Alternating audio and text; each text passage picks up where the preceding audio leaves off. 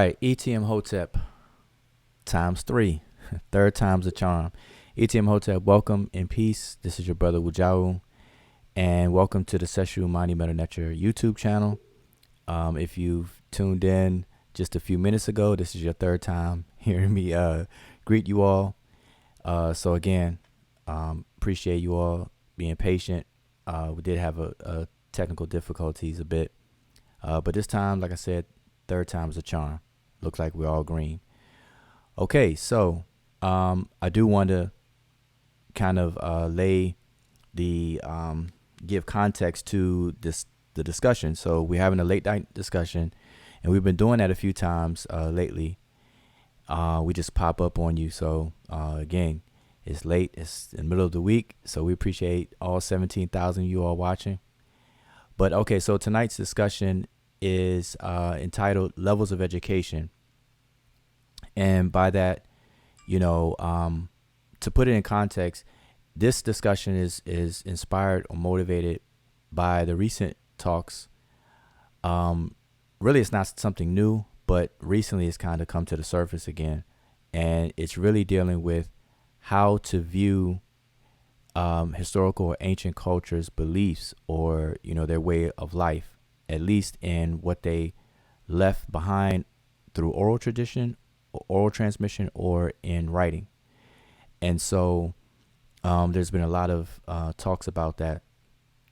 And so in those talks, what we're challenged with is, and this goes for any culture, it's been particularly focused on Kemet, but it goes for any culture where we live in our world today, in our societies, speaking our languages, and, in our modern technology and so on and so forth. We're challenged to kind of set all of that to the side, all of our biases, all of our prejudices, our programming and everything. We have to set all of that to the side in order to study a culture through the lens of the people of that particular culture.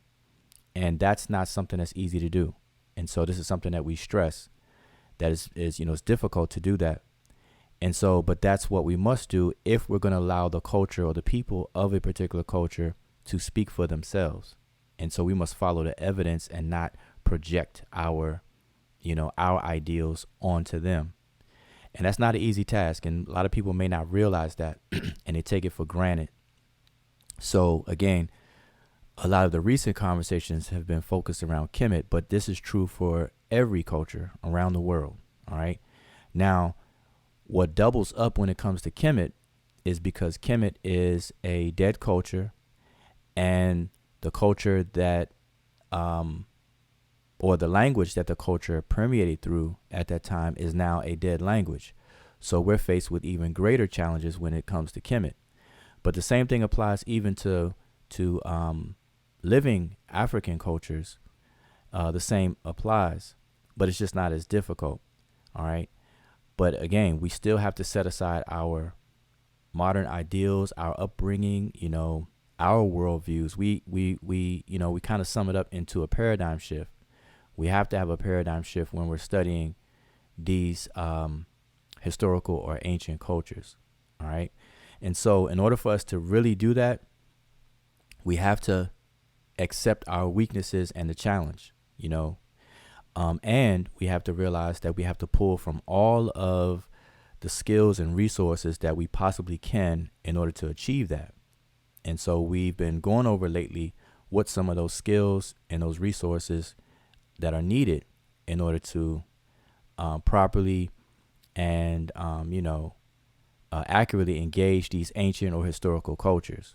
All right. And so one of the things that was discussed is that when dealing with an ancient culture, we have to understand that their documentation of how they recorded different things is similar to what we still do today in terms of our education and our educational systems. And so the example that we give is like our normal education system, at least here in America, our K through 12 education system, where you go through from kindergarten to first grade, second grade, on up to 12th grade, where a student is being taught things in an accumulative and sequential fashion. The way that you teach a kindergartner or a first grader is not the same way that you would teach a 12th grader, and it's not the same content of information. So there's different ways in which to teach different levels of maturity of people. And so that's similar to how indigenous cultures teach their citizens or teach their members of a particular community or culture. All right. And so they teach in degrees. They have initiatory houses, initiatory systems where they teach in degrees, where they're cultivating a child's mind to shape the person into a mature and functioning adult within the community, and then you lead them on into old age and they become an elder and they do the same. And so it's really not different in that respect. But for some reason, we tend to take that for granted and cut that off, or knowing that off when we're actually examining these cultures. And so we have to keep that in the forefront of our mind. And so that's what we want to stress today.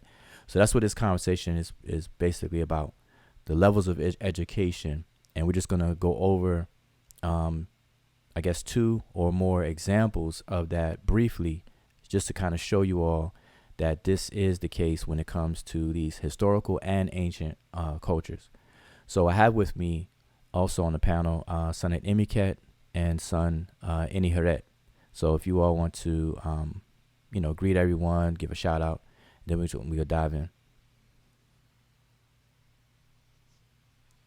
Hotep Huwabet, Ren Imiket. My name is Ipiket, and I would just like to welcome you all to this beautiful conversation. I know it's late, but sleep is for the weak. So let's get it in. ETM Hotel, Rennie, Sean, welcome in peace. My name is Sean. I'd like to thank everybody for tuning in for this late night discussion. Please share the show, tell a friend. I sent the link out, but know how it go, man. We had to restart, so get your pen and pad ready. All right. Now we know it's late, so we're gonna keep it moving. Try to keep it, as brief and comfortable as possible. I'm gonna give the link as well, so I want you all to pop in on the chat on the panel if you have the time and the means to do it. All right, so I'm gonna post the link shortly. Okay, so again, let's just get in. All right, so levels of education. What does that mean? I think I pretty much explained it already. That education or knowledge, the acquisition of knowledge, is done in an accumulative fashion. And this is something that's very innate and natural to the human being. Okay, so think back when think back as far as you can when you were a baby or a child, or if you have children of your own, you can think of it, or you can picture this scenario. If you as a mother or even a father, but mostly the mother, if you had your toddler or baby with you in a public place where there's people and things, let's just say that you are at a the little children's waiting area in a mall. Some shopping centers or malls will have some part of the mall where parents can sit down and they have a play area and whatnot. So imagine you sitting there with your child.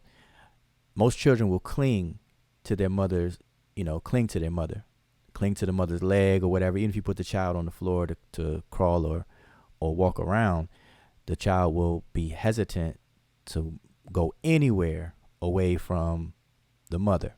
But eventually, as time passes, the child will drift and start seeing things and want to, go grab it or whatever and drift away. But when the child feels that it drifted a little too far, it comes running back. And it will do that a few times before it starts to go further and further and further. So the child will drift a little bit, come back, drift a little bit further, come back, drift a little bit further, and come back, or drift, and then it thinks it's the child will sit there and he or she will be cool and good to go. So I bring that little scenario up is because the way we learn is in the same fashion. When we learn brand new things, we tend to use a process of association where we will learn something new, but we'll associate it with something we already know. And so this association keeps us safe. And so whenever we want to go out there and jump out the window into the unknown, then we'll tend to try to compare it back to something that's secure in our mind with something we do know. And that's how we reach out and we start to expand and we build that way. That's how we build. We build. So that's what happens. So that's something that's very natural, and that's what happens. And so that same natural process is echoed in the educational system in various different pedagogies around the world. And so in Africa, they refer to these specialized pedagogy or pedagogical systems as initiatory systems, where information is built upon in a sequence and also in a cumulative way. All right. Also in an experiential way, which is a little different than our regular school system, where we learn, but it's more speculative. In initiatory systems, it's more operative, where you're actually experiencing different things. Okay. And that's like one of the big differences between the two. So in doing so, what we want to focus on is how this relates to our previous discussions. Like I said, previous discussion motivated, inspired this one, is the difference between figurative expressions and literal expressions. Okay. And so when you're teaching an immature person, such as a child, in any type of information, you're going to teach them in ways that you're going to teach complex things, but in a very simplified way. And the way that most people will do it is in a symbolic, allegorical, or overall a figurative way. To the point where, a child, you might have to make, if you want to teach a child about the human immune system, you may have to make a cartoon about it, to where you have to personify different concepts, complex concepts, into a cartoon character. Name the cartoon character, give it a personality, give it some family, give it some brothers, give it some sisters, and the whole nine. Okay, and that's what happens. So think back, and I may be telling on my age, but think back to the cartoons. Like Saturday morning, we had Schoolhouse Rock. I don't know if any of y'all remember Schoolhouse Rock, but they had lots of episodes, educational episodes. One was about how a bill becomes a law, and it was I'm just a bill. Then they had conjunction, junction. What's your function?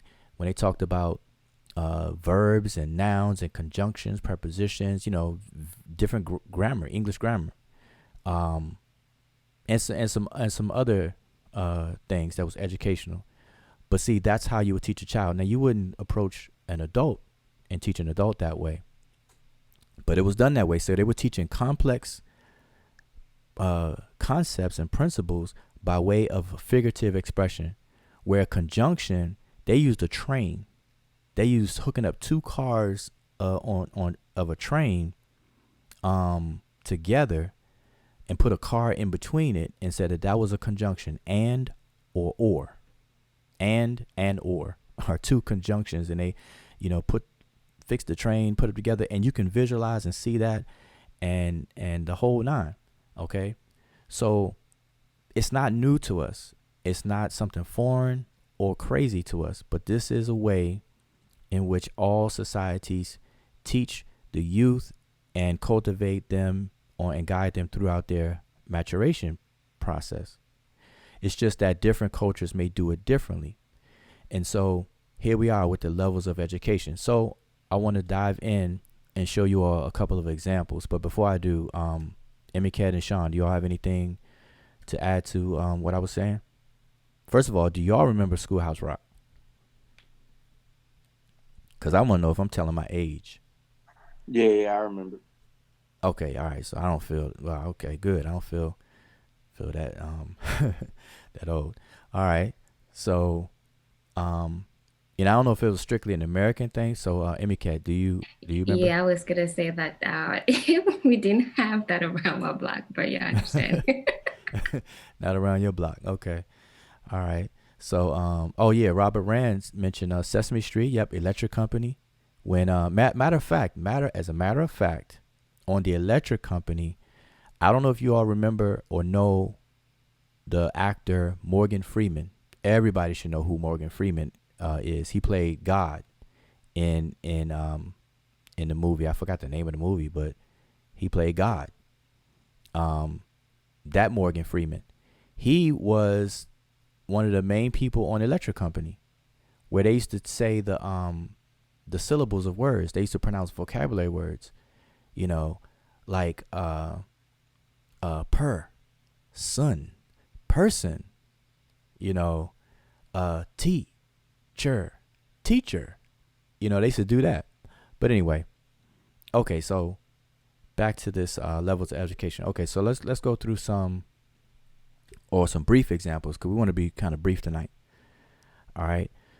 So the first one I want to show is, let's see, which one should we show? Emicat, what should we go with, the South Africa or the other one? Which one? Let's toss up. Oh, let's go with South Africa. Go with South Africa? All right, South Africa it is. All right. So let me show this here. All right, so let me kind of give you all a little context to what I'm going to share.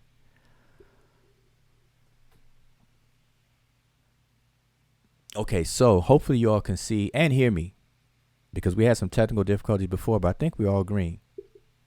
All right, let me just give you a backdrop of this. Okay, so this text that I'm showing you on the screen is coming from the famous Credo Mutua's book, Ndambi, My Children. All right. A lot of us in our community are familiar with Credo Mutua, and a lot of us maybe even familiar with this particular book. And if you are, great. That means you've read it. Hopefully you've read it, and you'll be familiar with what I'm going to share. These couple of excerpts I'm going to share. So I'm going to read it, and then, we'll discuss it a little bit. All right. So, with this particular excerpt, let me just, because I'm pulling out an excerpt, let me give you a little bit of context about it too. I don't want to just jump out there. The reason why I'm pointing this out is because while Credo Mutua was going through his various different initiations, his initiatory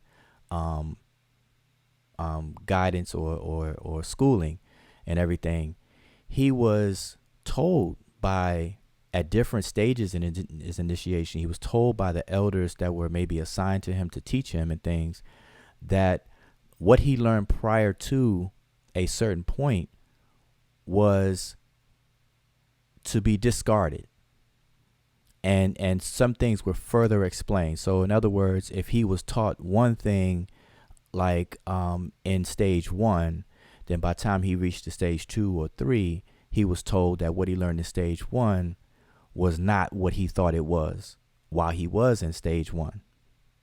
Okay, and I'm just paraphrasing, just giving you the backdrop. Okay, so for those who don't know who Credo Mutua, he's an initiated high priest of the Amazulu wisdom tradition. He's pretty popular, especially since he hooked up with what's the guy's name? What's the guy's name? Sean. David Icke. Yeah, David Icke or David. Oh yeah. David Icke. David Icke definitely has kind of exploited Credo Mutua and his wisdom and things like that. But that's who we're talking about. All right. So this excerpt is from his initiation, and so during this point, an elder was instructing him on the ways of his ancestors and of the priesthood for which he was getting initiated into. All right. So let's just read it. Now, this excerpt is on the point of the medicines given by priests or the ngangas to people. Okay, and so the elder is telling this to Credo Mutua. So Mutua is quoting the elder. So I'm gonna read it. He says, "My son, I'm going to tell you a secret that very few know. Most of the medicines we witch doctors use are nothing but water into which a few boiled green herbs have been added. And the only reason we give this foul-tasting mixture to a sick one to drink is to arouse in the sick one's brain the will to be healthy. Without the strong will to be alive, a man can be carried into the valleys of death by even the mildest sickness. And you know that if a man no longer desires to live, no medicine yet devised will cure him. This is why the laws of our fathers say that we must never tell wounded warriors whose chief has lost the battle that theirs is the defeated side, because this deprives the badly wounded men of the will to live, and no witch doctor can nurse them back to health when this happens." Okay, so what do we call this today? What do we call when people are given a quote unquote medicine, or prescribe a medicine, but the medicine is not really what they say it is? What do we call that? Placebo. Exactly. We call it a placebo today. We call it a placebo. All right. So he says why. So what's the purpose? And people in the chat can answer this, but the is a delay. So I'm seeing people saying placebo. So he says snake oil. Someone says snake oil, and that's where we get that phrase from: snake oil salesman and so on and so forth. All right, but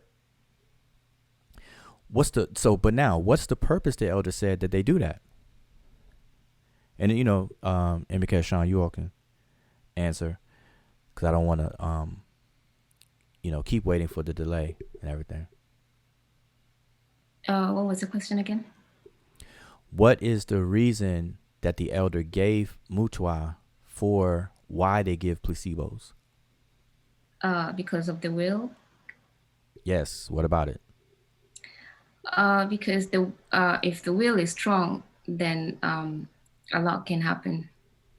But if it's weak in a point where depending on the person's will, then it can't take that much.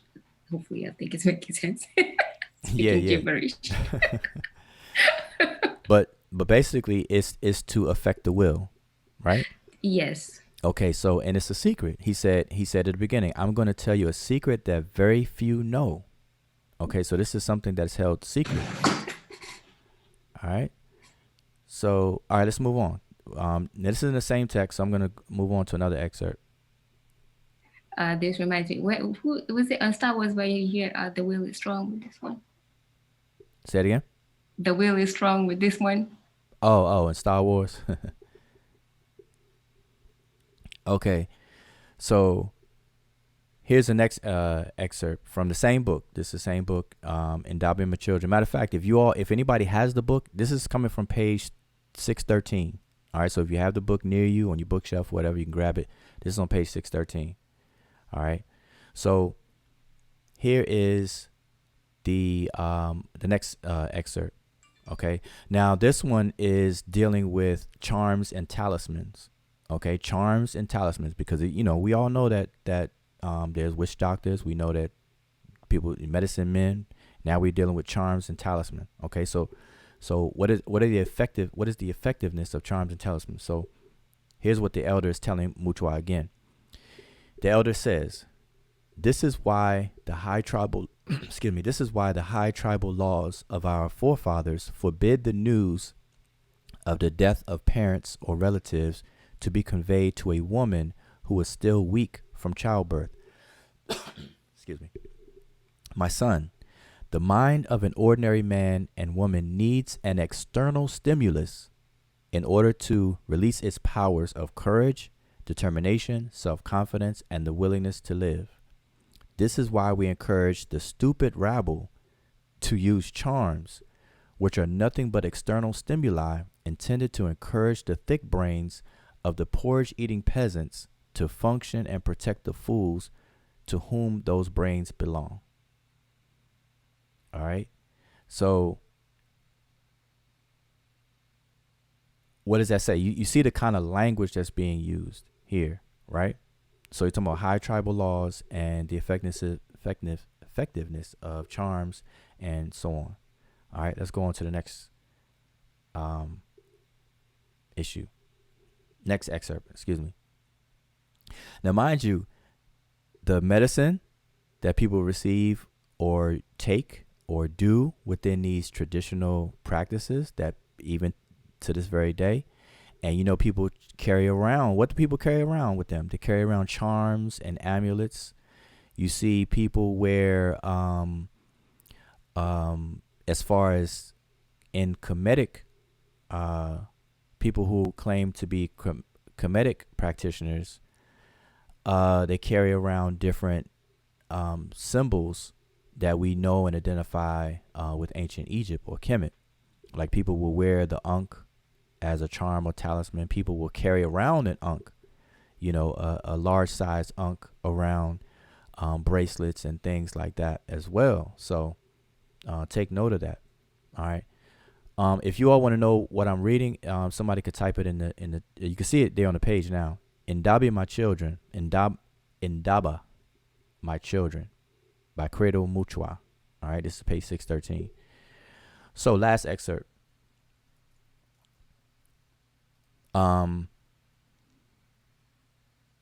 Okay, so let's just read it. My son, listen very well.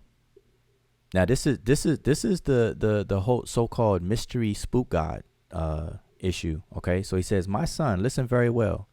It is not God who ultimately grants you your wishes or who hears your prayers. Neither it is the Enas of your ancestors. It is your own mind, your soul through your mind, that brings your dearest wish to you. Listen, there are men who, when crossing the river, always imagine there is a crocodile stalking them. You will find that these men are eventually killed by crocodiles while crossing rivers. This constant fear of being eaten by a crocodile takes the form of a very strong wish to meet this fate. And then it goes on. But the pertinent point is that God ultimately does not grant your wishes or hears your prayers, nor do your ancestors. Now that seems odd, doesn't it? That seems odd coming from, you know, an African perspective, a highly revered African elder such as Credo Muchwa, or the one who's teaching him. Okay, so I just wanted to point these things out because it lends to the conversation that we've been having about what a group of people believe. Okay, in our recent conversations, we've been talking a lot about Kemet. What did the Egyptians believe, or what was the intention behind what was recorded? And so from this side, we've been telling people that you cannot microwave Kemet. Never, ever microwave Kemet. There's more to it than what you read on the surface. And, you know, I say this many times, we do Kemet an injustice to simply read text and then walk away with our own understanding based on our modern cultural lenses and things to actually think that people believe things the way we think they believe without putting in the work. And it's a lot of work. I can't stress that enough. It's a lot of work that it takes to uncover. See, Credo Muchwa and the living traditions that are still practiced today, that's much easier because all you have to do is you yourself become initiated into these systems and learn empirically through those systems, or at least, at the very least, you can talk to an elder. You can talk to them. You can say, well, hey, what is the meaning behind this? Is this what I think it is? You can compare. And if they oblige you with the answers and things, they'll tell you, or they'll guide you to those answers. They either tell you, well, hey, to get a full understanding, you're going to have to be initiated. Or they may tell you and things. Some of them are reluctant to say and to tell. Okay? So I just wanted to emphasize that when you're reading Egyptian texts, and I'm specifically focused on Kemet and Egypt, because that's been the peak of the conversations. When you're reading these texts, you have to understand that even those of us who can read the writing system, we can see the glyphs and we can translate the glyphs. There's still other layers to it, because we'll still have to get into the realities of what's being said, or what the intention is behind the words that we can read and translate. And this speed bump, wall, veil, cloak, or whatever is called figurative expression. The mirage of figurative expression, all the way from different types of tropes, and there's like over 50 different styles, and a lot of them were used and still used to this very day, but we take it for granted, okay? Because today we kind of play around with it, whereas cultures of antiquity and in ancient times, they used it out of necessity to create these devices of memory, mnemonic devices, to pass information on from generation to generation, from generation to generation, you know?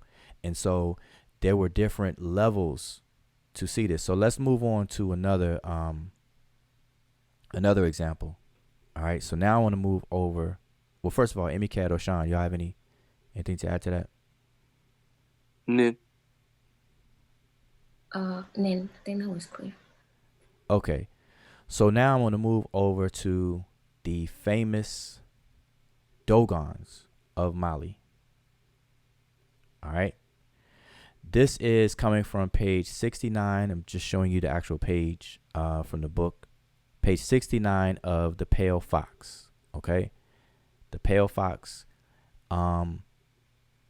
is a widely known book in our circle. So if you're not familiar with it, you can Google Pale Fox, and give me 1 second. I will tell you who the authors are so that you can find it quickly. Marcel Griaule, I'm probably butchering his name, spelled Griaule, and Germain Deterian, or Deterlin. All right, type in The Pale Fox and you'll see it. So I just want to read a couple of passages here. Now, what I want to focus on is I want you to take note of the levels of teaching that they have in their circles. All right, so let me get my cursor so I can read it. Okay, so let me read from the screen so I can be on the same page as you all. All right, so it says, the instructions demands a permanent effort of anyone wishing to be initiated. If he is to learn what will be told or communicated to him spontaneously, he must want to educate himself and to understand. He himself must question his father or his mother, his maternal uncle, and finally the learned elders of the group who, if he proves himself worthy and manifests the necessary patience and perseverance, will answer all his questions. Goes on, the answers themselves give rise to other questions necessary for a complete understanding. If the candidate does not actively participate in the exchange, it is because 1, either he has understood what he was previously told but does not perceive the continuation of the problem, or 2, or he is not yet mature enough to understand it in its symbolic sense. So that right there tells you that there's a symbolic sense to a teaching, and then you move further and further on. And the symbolic sense is to pique curiosity. It is to stimulate, stimulate the mind into seeking, there's reaching out aspect. Okay, so let me keep going. And I'm, so you all can read, I'm gonna have to move it up. And let's see if I can move it up.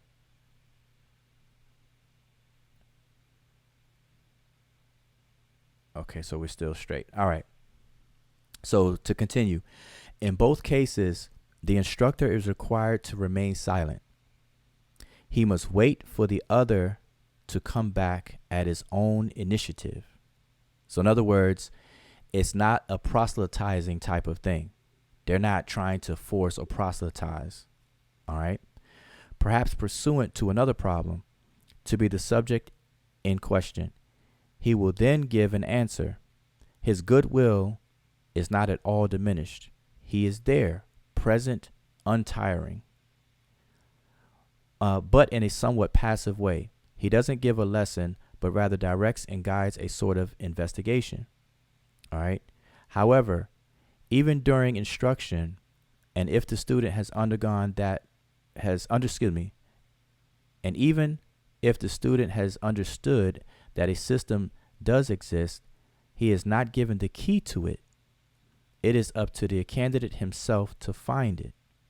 Likewise, when he has eventually received and assimilated this knowledge, understood a certain number of sacred texts, realized the meaning of ritual gestures, etc., he himself must make the connections between the different fragments or points of view and produce the synthesis of the story of the world.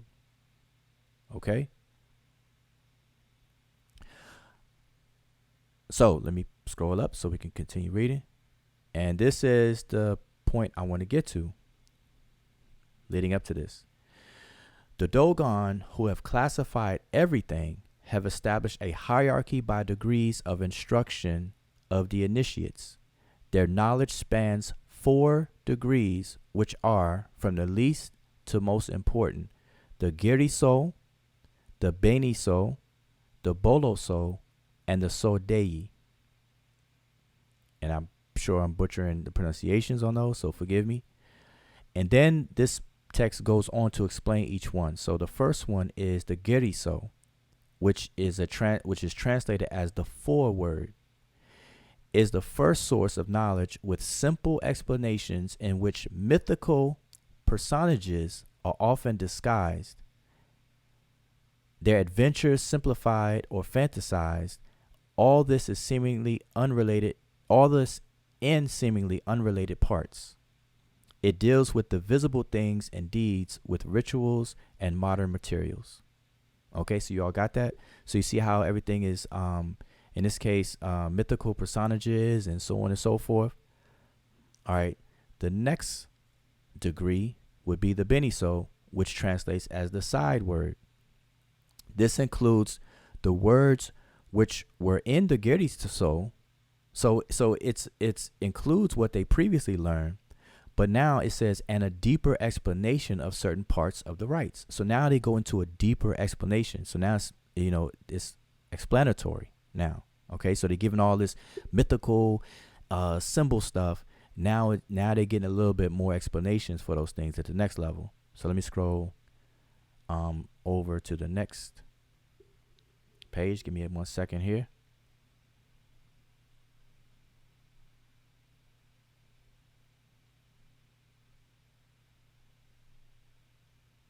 Let's see, we get to the top. All right.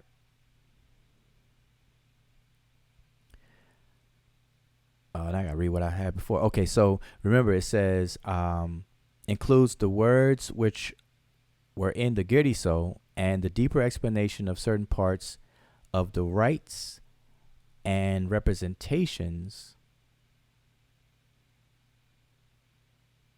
Where are we at? I think I lost myself.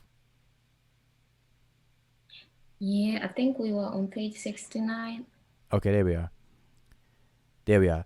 Rights and representations. So I had to catch up to myself. I apologize for that. The rights and representations. Okay, so that's what you see the first word on this page. All right. its coordination appears only within the greater divisions of knowledge which remain partly unrevealed. Okay, again, its coordination appears only within the greater division of knowledge which remain partly unrevealed. Okay, so notice so far, these are the first 2 degrees among the Dogons. And so notice that they have a gradual unfolding of this information in terms of its explanations of what was learned previously. Okay, so the next one, the boloso, which is the backword. All right, translated as the backword. It completes the preceding knowledge on the one hand and furnishes synthesis applicable to greater parts of the whole on the other hand. It does not, however, contain the very secret parts. Okay, so notice it's still a gradual process. Okay, and the fourth is the sodai, which is translated as clear word. It concerns itself with the edifice of knowledge in its ordered complexity. So now you are getting the complex nitty gritty. All right. And I'm just going to stop there because if you all can get your hands on the book, it's called The Pale Fox. This is only coming from page 69 and 70 of that book. But, you know, it's a good book to read if you want some insight on the Dogon and their traditions. You know, this is, you know, one of the places where you can definitely look at. But I'm going to read, just stop at that point, because I think that kind of drives what the point that I'm making here is that there are levels to education. And so if we look at Kemet in its African context, now we just shared brief excerpts from a South African tradition among the Amazulu and the Dogon tradition, how things are unfolded and how things are unfolded in degrees as a person matures, okay, based on their level of maturation or maturity. So when it comes to ancient Egypt, it's an African culture. It's an African civilization. And if we look at it in its African context, we'll know that it's no different than any other African culture, and especially in this regard, to how it unfolds information. And so when we're reading these ancient Egyptian texts, just because scholars call a set of texts funerary texts, or we have administrative texts, or we have a genre of instructional texts called sabayit, we have texts that are known as religious texts, and so on and so forth. Scholars categorize that for, you know, trying to keep it organized in the way in which they study it. But we have to understand that in these texts that they're calling religious texts and things, funerary texts or what have you, it's heavily laden with figurative expressions. And so there had to have been someone there present, or some kind of curriculum or pedagogy that was at play in order for people to understand the realities behind all of that those figurative expressions. All right. And that was the purpose of certain important jobs and people who held very important jobs that we like to call priests today. Okay, so teachers and priests, that was a responsibility for this guidance into the realities behind what these texts actually meant. So today we're faced with a great challenge to, one, learn the language to be able to read them, which is the baby step. And a lot of people are not willing to take that baby step, but that's just step one. Then we have to somehow, because we don't have living Egyptians today to call on the phone, to text message, to send an email to, we have to pull every single resource we possibly can, every single skill that we possibly can, to piece these things back together, to investigate. You know, we almost become, researchers become detectives, surgeons, surgical detectives, forensic detectives. You know, we have to do that. And this is something we have to understand. And those who are not willing to do that, they're going to come short, fall short. They're going to open themselves wide open for error of interpretation, error of perception of how these people lived and what they believed. Okay, so that's what I wanted to stress tonight, under the broader sense of figurative expression versus literal expression. This is why people today, they don't know what's what. They have no training. And granted, like I said, Egypt or Kemet is a dead culture that was permeated in now a now known dead language. Okay, so we understand, but we have people today who seem to ignore that and argue and pretend to know what the Egyptians believe, what they took literally versus what they didn't, and they run with it. And we just got to caution ourselves to not do that. That's very unscientific, and it's quite disrespectful to the culture. All right. So I just wanted to share that, and I think that just kind of drives my point home for tonight. Yeah, I ain't gonna be too long-winded. So what say you on the panel? And I'm gonna post a link. I say that was really, really good. And what caught my attention, especially when you're reading the excerpt from the Pale Fox, was the part that is almost like it's explaining how the Dogon, in this sense, teaching their students or initiates, how to use logic. And in this case, you see where it says that even if the student has understood, that part of a system exists, he's not given a key to it. And then you see where it says that the instructor does not give lessons, but it pretty much takes like a passive position in a way that he directs and he guides that particular investigation.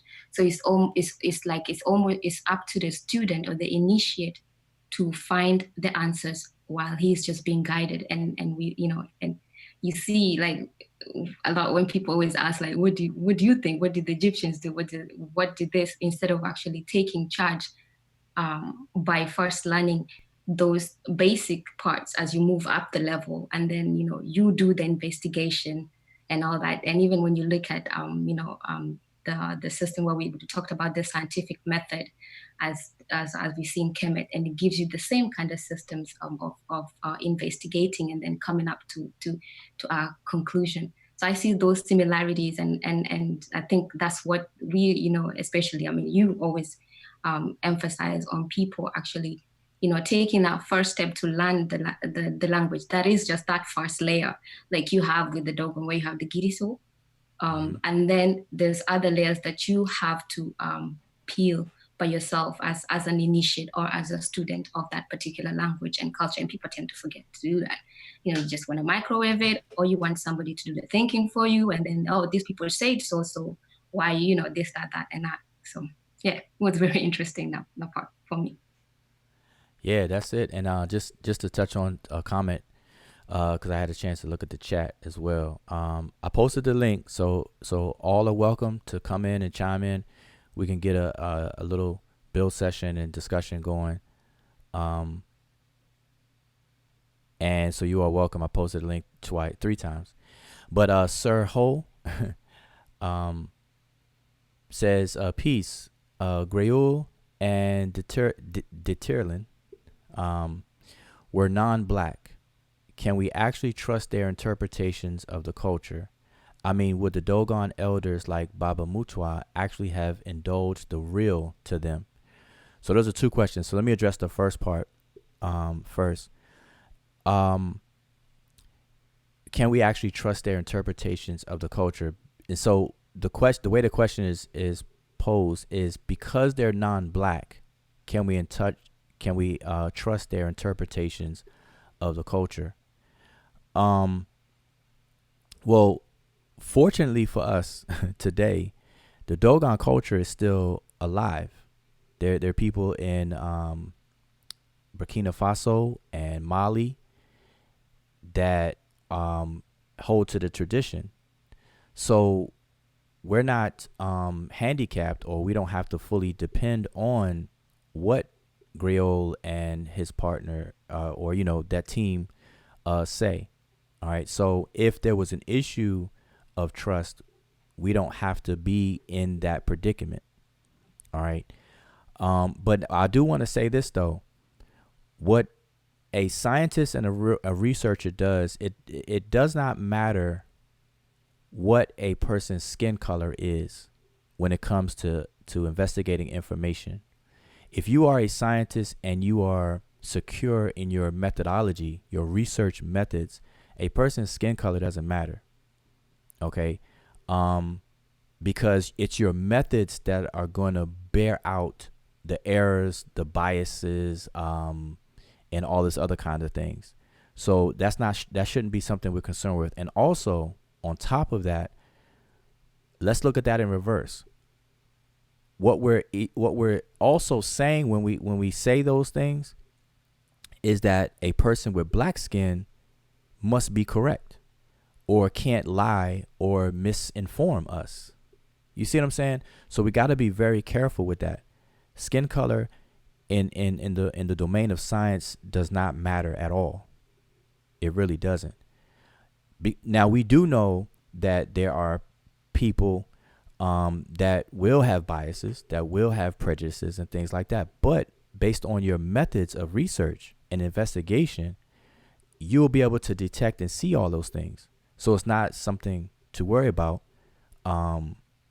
as you pursue certain answers. And again, like I said, what we do, we set ourselves up for the okie doke, because by focusing on, okay, that person's not black, he's white, therefore he can't tell me about this. We're also saying the reverse, because if he's black, we drop our guards. We just swallow and accept whatever a person says because their skin is black. You see? And so we got to be careful with that. Yeah, that reminds me of. Go ahead, Copy. Oh no, go ahead. I'll go after you. Go ahead. All right. Well, now I was saying that reminds me of this particular person by the name of Black Lotus. I know we have two Black Lotuses running around, but this particular Black Lotus I'm talking about had actually got himself in contact with some supposed Luo elders, and I am Luo from Kenya. So he had he was studying under some Luo elders in Kenya, and they were feeding him some information that were completely incorrect and just ridiculous about the Luo people in concerns with Sesh Netcher. And he was talking about like us Luo people, we don't need to study Sesh Netcher. We can just look at the glyphs and all that information.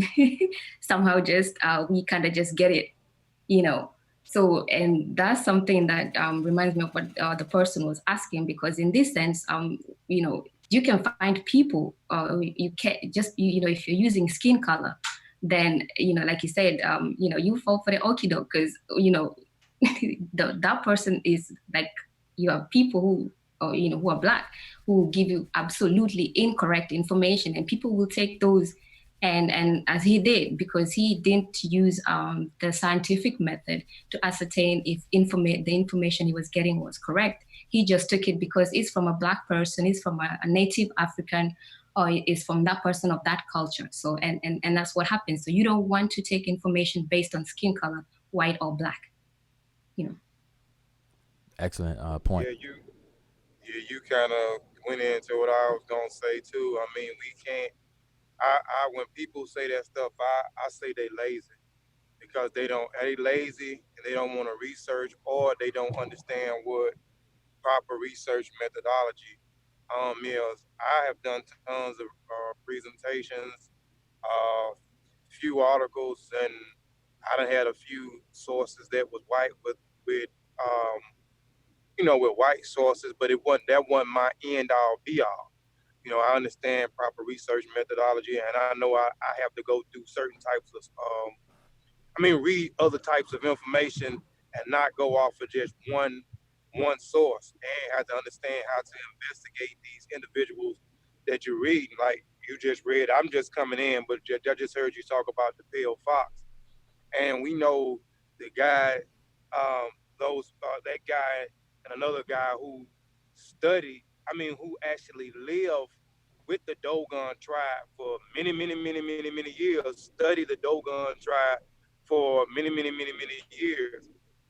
And even with some of the stuff that he talks about the Dogon tribe, if you done read the Kofi, you breaking up on, pretty bad, breaking up really bad. I'll just go back to mute because I'm just getting off work and I'm in my car. I don't know why it's breaking up real bad, but I'll come back when I get back to the house. Okay, but let me just address the second part. So, Sir Ho, I just want to say that that's a good question that you asked. So I'm just addressing it because it's something that a lot of people articulate, not specifically with what we just read and your specific question, but it's, this question gets asked a lot. So I want to address that. And then the other part was, he said that, would the Dogon elders like Baba Mutwa actually have it divulged the real information to them? And so to that, what I just read was not the content of the information. It was just the fact that they have a degreed system, a pedagogy set up where the curriculum is sequential in degrees. So that's not a secret, and like I said, again, that's been confirmed by living Dogons to this very day, so that's not something that's spectacular, special, or secretive at all. A lot of cultures do that. Even in America, our K through 12 is the same thing. College, we got 3 degrees. You get a bachelor's degree, master's, and then you get a doctorate, first grade through 12th grade. So this method of teaching is pretty much solid around the world. So them knowing that there's at least four different stages of education among the Dogon, that's nothing to kind of hide or be secretive about. So, I just wanted to address that. That's not, and plus that's been confirmed with living Dogons today. So let me just make sure there's no other questions or anything in the chat. But I see a few people have joined, and I'm gonna post the link again if anybody want to join it. Let's see. Philitis says, if they were taught the truth, then they were taught the truth. Okay. How they interpret that based on their ideals is based on you as an individual to take out and replace with your own from the information. Okay. Et cetera, et cetera. And black doesn't mean African. Now we need to have a conversation about that too, but not tonight. This flat blackness and what does it mean to be African? That's a big issue, but that's for another time. Okay, so he says, well, my thinking is more, given the time, would the elders have exercised caution in giving them information? So yeah, that, I pretty much addressed that already. It depends. Now let's extend that. Let's extend that, because people say the same thing about the Greeks. And so this is the same reason why people don't want to deal with Greek information, what the Greeks say about Egypt or Kemet or Egyptos, as they called it. People will say, hey, the Greeks was a European country, or Greece is a European country. They're white. They're Europeans, and, forget it. And so what happens when people do that is, like Kofi said, it's really it's almost like a cop-out. It's easy to say, okay, they're European, they're non-African, or they're non-black, therefore I don't have to pay attention to it. Because the Egyptians, even though the Greeks came into Egypt, the Egyptians didn't give them the real, the secrets and stuff like that. So we can't rely on them, but that's not what research is. You want to grab hold of anything possible, because see, that's an insecure position to be in too. You're supposed to take in all of the evidence, whether it's circumstantial, anecdotal evidence, direct evidence, smoking gun type evidence, whatever. You collect it all, you know? And so we have to get out of that frame of mind of Crayola crayon research, where we only pick the black crayons to read. We got to stop doing that. You know, we instead of relying on color, we should rely on method. I'm gonna say that again. We got to stop relying on color, and we need to rely on method. Method. Okay, our method shouldn't care about colors. All right. And by the way, nobody's really black. Nobody's really white. But like I said, that's for another conversation that I definitely want to have. So let's see. I have no doubt that you should exercise caution across the board. Right. However, I have always wondered if Baba Mutwa withheld information to the likes of David Icke, as a means of protection from further exploitation. But see, now remember, in Don't Be My Children, that's not David Icke.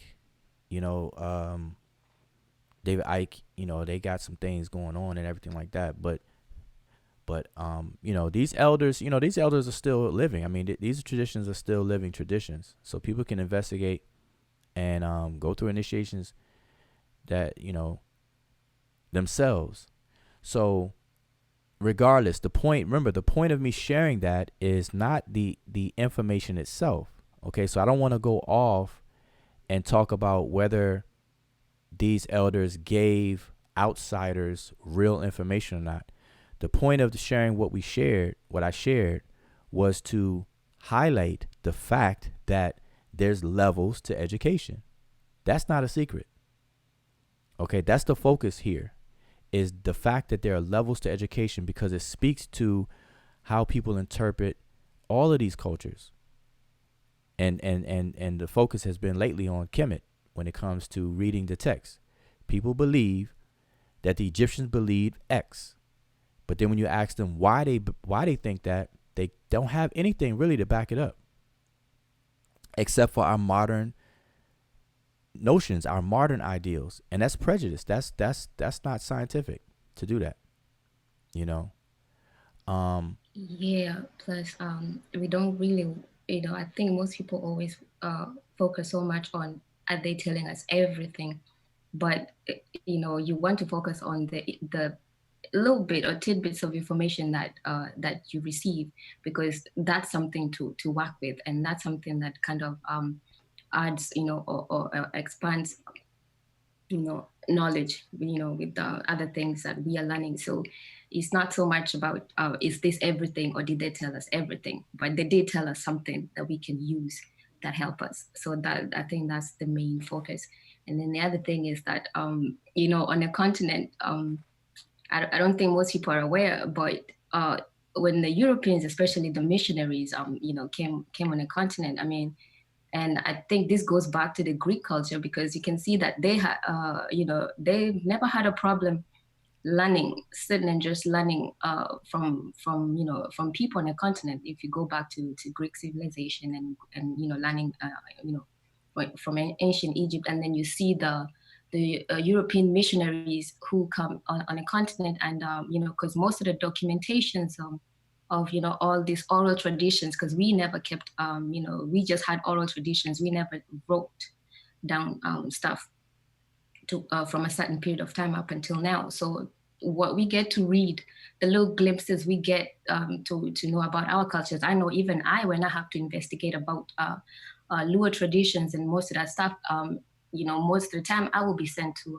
you know, the missionary libraries, because those are the people who actually kept, you know, took the time to document as best as they could, in their understanding, all those oral traditions and things like that. So, you know, it almost seems sad if you see that when the tables are turned, we are afraid to, like, or not me per se, I shouldn't even say we, but most Black people are afraid to, you know, dismiss information because of you know, who's the messenger that's bringing this information.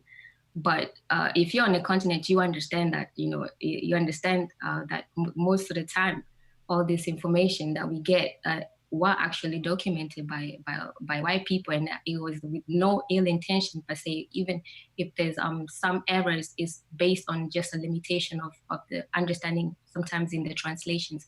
And then this is where we come in and try to correct. But we come in building on the knowledge on that body of work that they already put out, so we can't, for us who are more scientific and all that, we cannot dismiss, and we cannot take that approach of looking at somebody's skin color and then dismissing, because I would have to dismiss my own history in that sense, and I'll be lost. Okay, let me just finish up with Sir Ho. But listen, I want to stress, because I see that because of the question, remember, what I shared tonight was an excerpt from The Pale Fox and a couple of excerpts from Indaba, My Children. The purpose of me sharing those things was not to talk about the secrets of those particular cultures. The purpose that I thought I made myself very clear is the title of this discussion, that there are levels to education. So I only use those two as an example to show and to speak and to demonstrate and highlight the fact that these cultures have degrees of education, levels of education, not to get into what was actually taught. So it doesn't matter if Baba Muchwa would tell the truth or a lie to a white person. It doesn't matter if a Dogon priest would tell the truth or a lie to a white person or not. That's not the topic, and that's not what I'm focused on, and that's not what I even mentioned. The point of using those two examples is to illustrate the fact that all throughout the world, the system of education is accumulative, is sequential, and there's levels. Okay, and as you proceed through levels, as you mature in knowledge, as you walk through the guidance, you're given more and more complex details than you were before. That's the only point that I'm making by showing those two examples. So I don't want to spiral the conversation out to talk about skin colors or what that actual information was, okay? Because that's not something that I brought up. All right, so I want to make sure that we stay, focused within the scope of the conversation. All right, because these conversations can easily spiral into something that we didn't even intend on, or even mention. Okay, so I just want to make sure that we have that understanding and everybody's on the same page. Okay, we can have a different conversation about Credo Muchwa, his credibility, him talking about reptilians and aliens and all that other kind of stuff.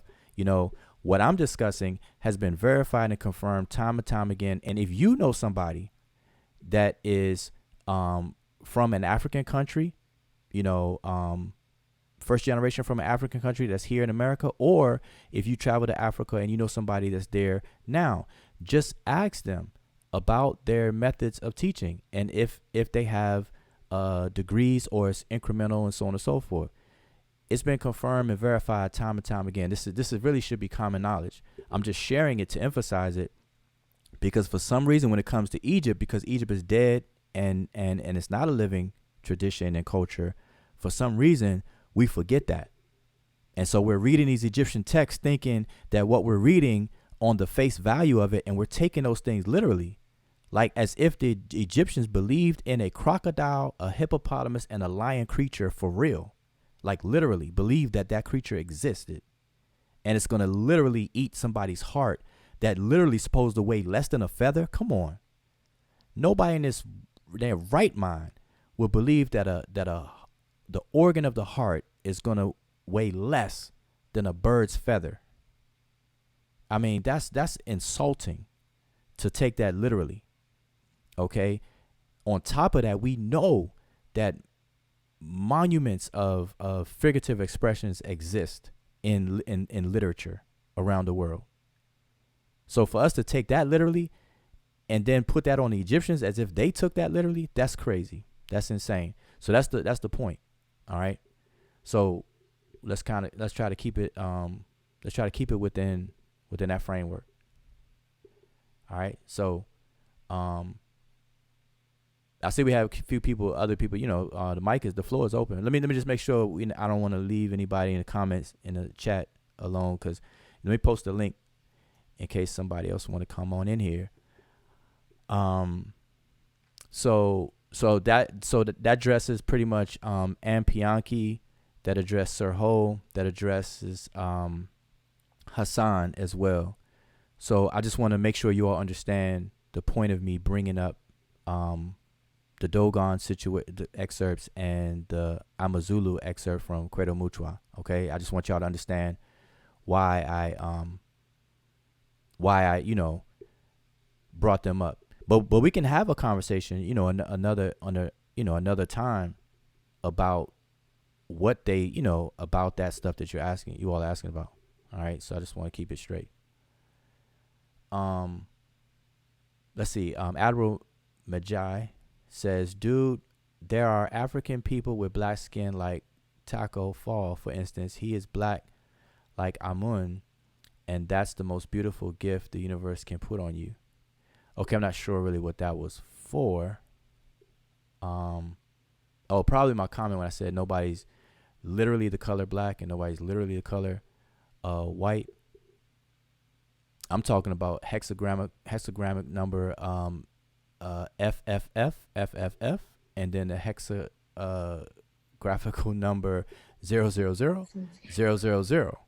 Okay. Yeah, because they're like black with some tint of bluish and all that kind of stuff. So right, they have undertones. I mean, if you understand the skin, I mean, come on, man. We could take epidermology, and we know that the different layers of the epidermis and the categorized epithelial cells and stuff like that, and we can know the different undertones. Come on, people are not literally black and literally white, so you're not gonna. I mean, nobody will win with that conversation. But I only said that to kind of move on, because the whole point of that is rely on method, not color. That's the whole point. Rely on method and not color.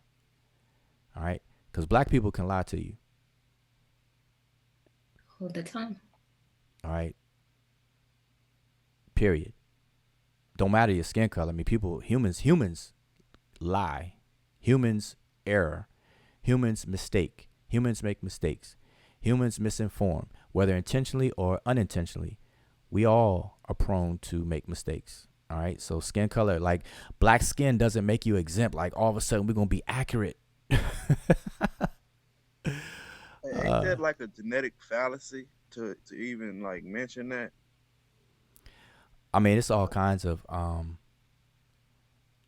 well, I mean, I don't know if it's a logical fallacy, used in an argument, and people try to do that, yeah. But it's just something that people should stay away from, because we all can make mistakes. We all can misinterpret data. We all can error and stuff like that. It doesn't matter. And like I said, rely on method and not color, because it's your method.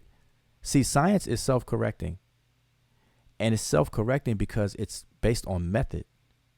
And so when you create a superior method, then you can overturn an explanation of facts, which is called a scientific theory. So now the layperson uses the word theory incorrectly. We use the word theory as a hunch or some guesswork and stuff like that in our everyday talk.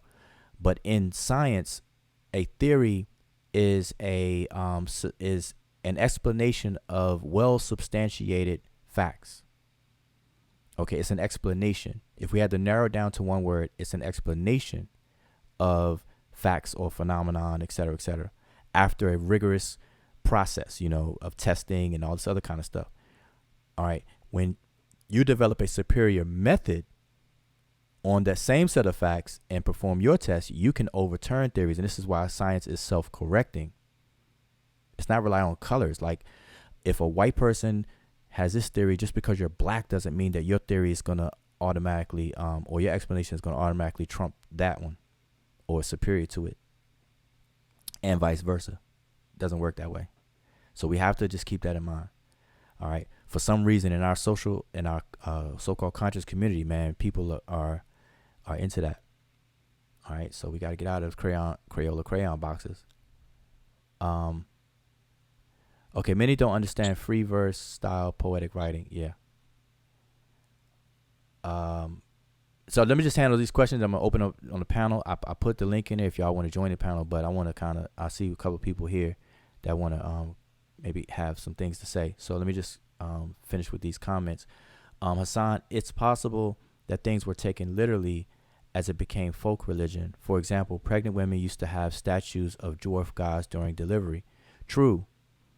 And I'm not sure if you came on late, but I gave an example from Indaba, my children, where, I read an excerpt where charms and things were given to people, and at least why they did that, So, yeah, not everything was written was figurative, and not everything written was literal. But if you're not part and parcel of the culture, you don't know what's what. And most people in our circles, the so-called conscious community and our circles, can't even read it. They can't even read Egyptian text. So they're like double, triple, quadruple handicapped. And even those of us who can read it, I can pull up a text now and read it to y'all and break down the grammar and everything. But that doesn't mean that I know the realities behind the figurative expressions. All it means is that I can read it and break that down. And so there's layers to this. So we have a lot of work to do when it comes to stuff like that, especially with Kemet. See, Kemet is special, especially challenging. It's not special in a good way, it's special in a bad way, because it's a dead language, dead culture. No one's around for us to walk up to and ask and verify if we're correct or wrong or all this other kind of stuff. That doesn't exist. We're on our own with our methods and our tools and our resources and things. Okay, so it's not easy. That's why I keep saying Kemet is unmicrowavable. Can't microwave Kemet. It's hard even with living traditions, let alone dead ones. Okay, so we got to keep that in mind. Yeah, so what's next? Just last one. Admiral Magi says, Brother Wajau, no one in their right mind would drag 3 tons solid granite blocks on the desert sand and blistering sun just to stack them on top of each other to make a pyramid. Regardless, they did. See, that's very narrow-minded, because we could say that no one in their right mind will make the Eiffel Tower. Who the heck would make an Eiffel Tower that you can't even live on and stuff? It's just a monument, just something you go up. The Washington Monument. I'm from D.C. I've been in the Washington Monument. There is nothing special about the Washington Monument. I've been up in it to the top. But yet, people built it. So that's not a good example. And if again, drag it, it feeds your family and and all that. You drag it. So that's not a really good example. And again, that's narrow. That's to narrow it down. Listen, we better relax. We better relax on our projecting our, opinions on that. Because we do it today all the time. We got a lot of tall buildings that we could say the same thing. Nobody, we could look and be like, nobody in their right mind would do this and do that. I wonder if they really thought that they could reach God in the sky and stuff. I mean, come on. Buildings are getting taller and taller. No one in their right mind would build a single passenger vehicle for over $1 billion, such as the B-52 stealth bombers. If we want to talk about no one in their right mind, who in their right mind would spend that kind of money to build a one-passenger craft? Or the cars, people spending, $250,000, $500,000 for a vehicle that only has 2 seats in it. So, I mean, we get real subjective that way. We got to stay, try to stay as objective as possible, scientific as possible. All right, let's do that. All right, so anyway, on the panel, so let's open the panel up. We have Ni Wasara, we got Brother Fortune, 93 Fortune 500 in the house. So if y'all have some comments, we got Brother Chavis on with us. So the mic is yours. floor is open.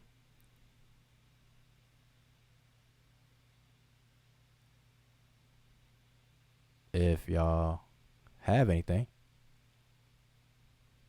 See, this is where I test my mic. Make sure I didn't get cut I, off. I'm just, you know what I'm saying, tuning in, peeping conversation. But I'm agreeing with a lot of what you're saying because I witnessed a lot of projecting, just everything, dealing with, even with the Bible, dealing with African culture, dealing with Kemet, just all over the place. That's a big issue, the projecting.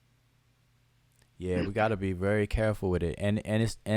All I'm saying, well, I'm saying a lot really, and I'm going to continue to say a lot. But the one of the points I keep driving home is that when it comes to Kemet, people are going to have to take it easy, like ease up on that, because Kemet is not microwavable. You can't just Google and read one book, this book, 4 books, 5 books, and then you want to argue. It's not that type of party when it comes to Egypt. It's really not that type of party with pretty much anything, any of these conversations that we see on social media. But Kemet, it's a little different because it's that much harder.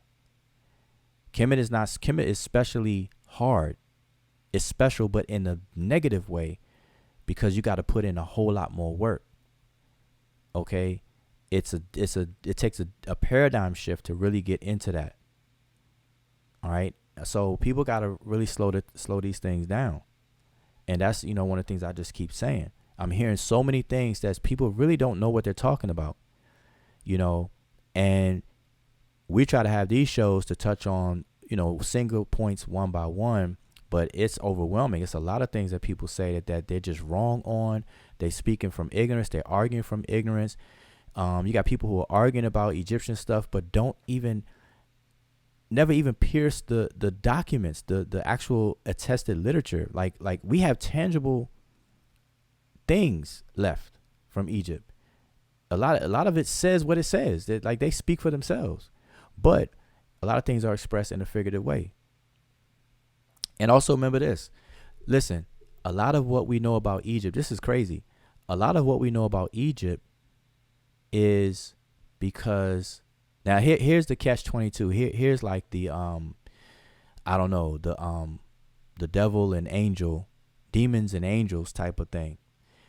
On one hand, we wouldn't know on one hand, ancient Egyptian graves were disturbed. Because archaeologists, when they dig into the sands of modern day Egypt, they're breaking into graves. Well, they're not breaking in, but they're what do you call it? They're basically disrespecting resting places and graves and burial sites of people. So on that hand, we're like, that's disrespectful, man. You got these excavation teams and stuff. They're just going in and just ravaging through sacred burial grounds, and they just taking things and just putting them on display in museums and making money off of it, attracting people for tourism, making money directly and indirectly into the country, and this, that, and the third.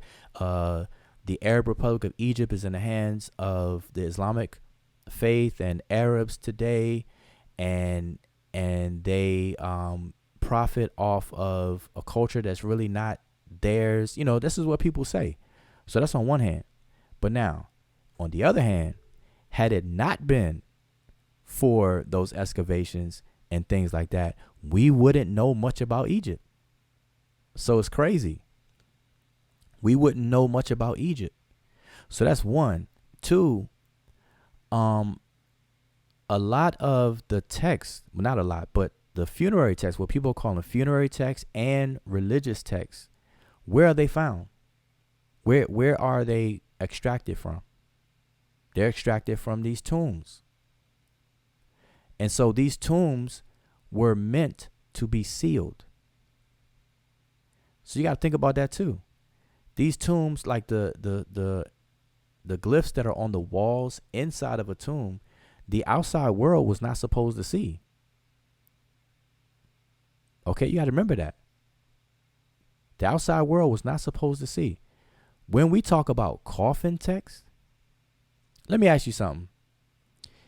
If you write a 100-page letter and you put it inside a coffin of a modern day deceased person, and you go to the wake, you go to the funeral, and you put this text inside the coffin, but you put pages all around the coffin. You just put it all around the body and everything like that. And the coffin, the casket lid closes, and then you go to the burial site and you watch the casket go in the ground, and they put the dirt over and everything like that. Is that meant? Was that letter meant to be read by the everyday person? Yes or no? I'm asking anybody on the panel. No. No. No, but now that would be the equivalent of coffin text, though, because literally your letter becomes a casket text. So let's call it casket text for today. Okay, so the casket text that you wrote was not intended for the living or the average person to read, because it is in a casket and is buried, and the dirt is over it. So think about that when we want to discuss coffin texts. These are texts that are written on and in coffins. Think about that. People don't really think about that. They want to talk about coffin spell number 165, coffin spell number 274, knowing that they can't even read the glyphs. And then they want to argue about a coffin spell when a coffin spell is not for you. It's not for the average. It was never for the regular person. Then they don't think about who's calling it a spell, and like nobody takes all that into account. Like, you're right. It's deep. Exactly. So that alone should tell you that it's a specialty. It's a set aside. It's something that is sacred. And in order to understand what's the intentional meaning and all the context behind it and stuff like that, you obviously had to be in a situation to where you learned or knew about all that kind of stuff, because it wasn't intended for everybody. Coffin text is not intended for everybody. Text inside the tombs was not there for everybody. The so-called Book of the Gates, all the underworld texts, the Heavenly Cow, the Book of the Earth, the Book of the Caverns, the 12, the Book of Gates. Then you have the Amduat, which is that which is in the Duat. All those things that are written inside the tombs was not text to be read from people on the outside.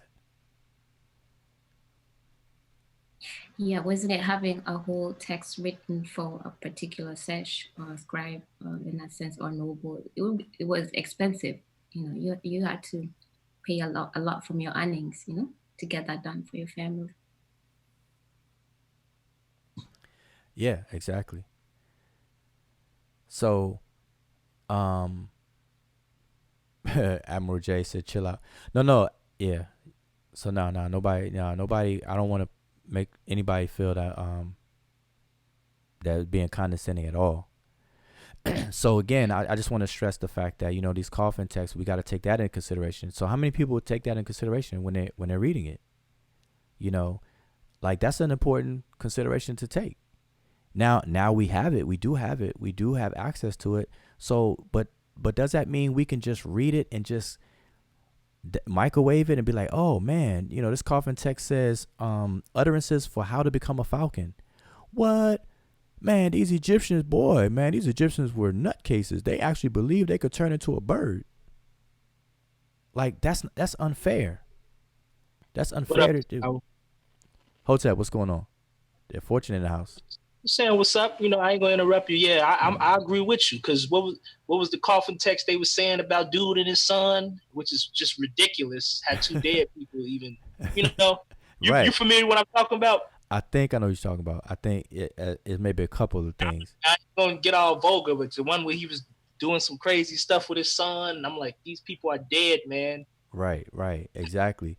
But again, I'm saying, the coffin text on one aspect, it was not meant for people to just read like that, to walk by and read, because the coffins were not on display in Egypt. They were in the tomb sealed. Okay, so people gotta understand that. And then two, it must come from a tradition. Like, those people knew what they were writing, and they must have reasons for that. And there are realities behind it. It's just that if you're not in the know, you're not gonna know.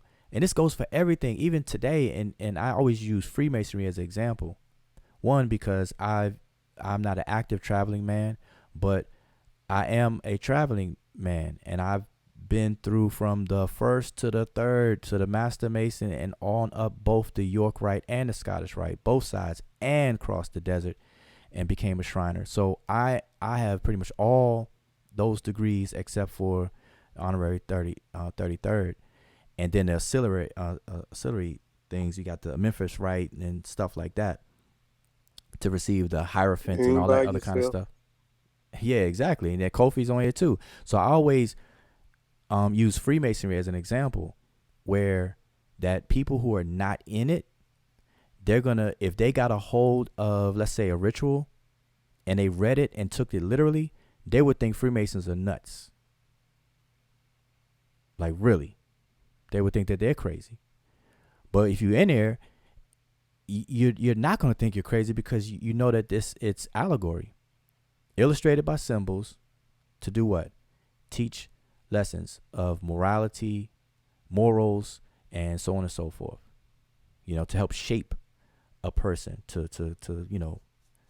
get off these rough edges and these rough little blemishes and things like that, to smooth you out. You know what I'm saying? To smooth out your character. It's a character building institution. That's what it really is. A character building institution. But so I use that as an example, because the same thing with the Nation of Islam and their lessons. Listen, if you read the Nation of Islam lessons, you would think that they're crazy. If you took it literally. Same thing with the 5%, Nation of Islam. And that's what, and it's funny, because that's what people are saying about Christians. Because if you read the Bible and take it literally, and you think the people believe it, take it literally, which a lot of people do, that's why people saying, hey, they spooky. They're spooky. You know what I'm saying? So anyway, we just gotta ease up on that. We have to ease up on that and give, be honest with it. Be honest. That's all I'm asking. We got to be honest. We don't know everything about Egypt. We don't know all the realities behind the figurative expressions, but there's some we do know, and they are knowable. It's just, it takes time. It takes work. Even like where I'm at right now, I can read the text. I can break down the grammar, and I understand it. But you still have to pull every resource to start getting to realities. Some of them we know, some of them we don't. Like, for example, I use this example as a throwaway. The creature I mentioned, the hippopotamus, crocodile, and lion beast that you see in the judgment scene. The name of that deity is Amut, or some people say Amamut.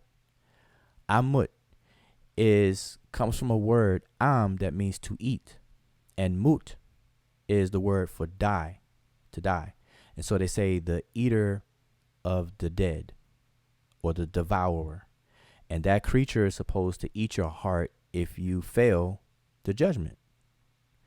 But that creature is not literal. The creature is a metaphor, or a figurative way to represent the reality of guilt. And what's interesting is that we use that same conceptualization to this very day. When you do wrong by somebody, what do we say? We say, man, I feel guilty. Oh, that's going to eat me up. Oh, it's eating me up. It's eating me up. That's what we say. It's eating me up. Oh, I know if I do this, oh man, I'm gonna feel guilty later. Oh, it's gonna eat me up later. Oh man, I'm gonna be eaten up. It's gonna eat me up. and then we're gonna want to confess, especially hey brother, brothers and sisters, if you're in a relationship and you do wrong, boy, you're gonna be that guilt, you're gonna go on a guilt trip, and it's gonna eat you up until you confess. You may be in a doghouse for a while, but happy wife, happy life. Is that the idea of punishment in the afterlife? Well, that's the point. You don't have to die to receive that kind of punishment. Guilt is something you feel while you're very much alive. Like guilt is a heavy psychological punishment that we put ourselves in. Right, but did have, like you said, you read the text or whatever. I'm saying, is that what you found by reading the text? Their ideas of the afterlife, that kind of guilt is their punishment, instead of how the Christians say you're gonna burn and all. Right, that's what I'm saying. That in that scene, that animal, that beast represents guilt, but it's for the living. Right. And see, that's what people don't understand. And then like you mentioned masonry and it's building character. If you look at a lot of the African culture, they talk about cultivating character. The same way when if you look at Kemet is African too. And you mentioned the judgment scene a while ago. You mentioned the heart being weighed, the heart being lighter than the heart being lighter than the feather, meaning it's symbolic, meaning if your heart is lighter than a feather, if the burden wasn't weighed down, and it goes like when you talk about the 42 laws of Ma'at.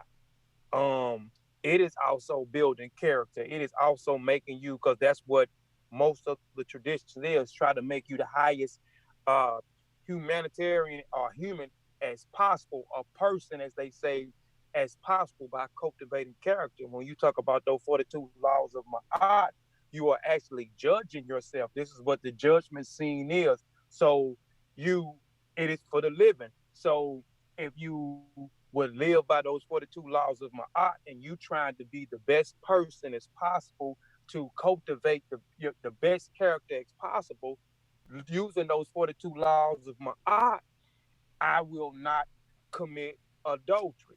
And these are things that I'm just using me as an example that I would use on a day-to-day basis, where I will recite the 42 laws of Ma'at, and it will correct me on certain things. I will not lie. So every day I will recite the 42 laws. I may say I will not lie, I will not commit adultery, etc., etc. And then at the end of the day, I will come back and reevaluate myself. And if I lied today, tomorrow I have to come back and say, okay, I cannot say I have not lied today.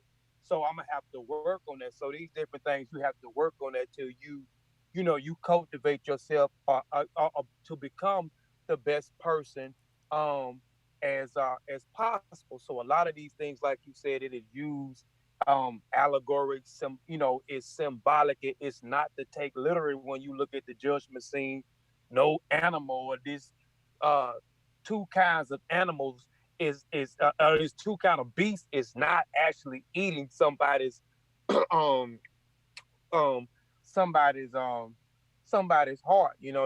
Like you said, the heart is not. You'll be a fool to think that the heart is gonna be lighter than a fella. It's all symbolic, and it's Yeah. all used. Like when you talk about masonry, certain things that we use when we talk about the tools, those tools are symbolic. If you look at those things, like you said, if you look at the ritual, most Masonic lodges use look to the east. It's a ritual called look to the east. Lester look to the east. So it's a lot of things in that deal with rituals. It's initiatory system. The same thing when you look at Africa, as you talked about earlier, the initiatory system. It's different levels of information that you go through. And if people look to the east and read the apprentice degree, read the fellowcraft degree, read the apprentice degree, it's things in that people look at, like you say, and will think that it's crazy, but it's all symbolic. It is masonry. It says to take the good man and make him better. The same thing as in any other African tradition. It is about building good character, molding a person Hmm. into the best person, a human being that he possibly could be. And in masonry, we use the tools.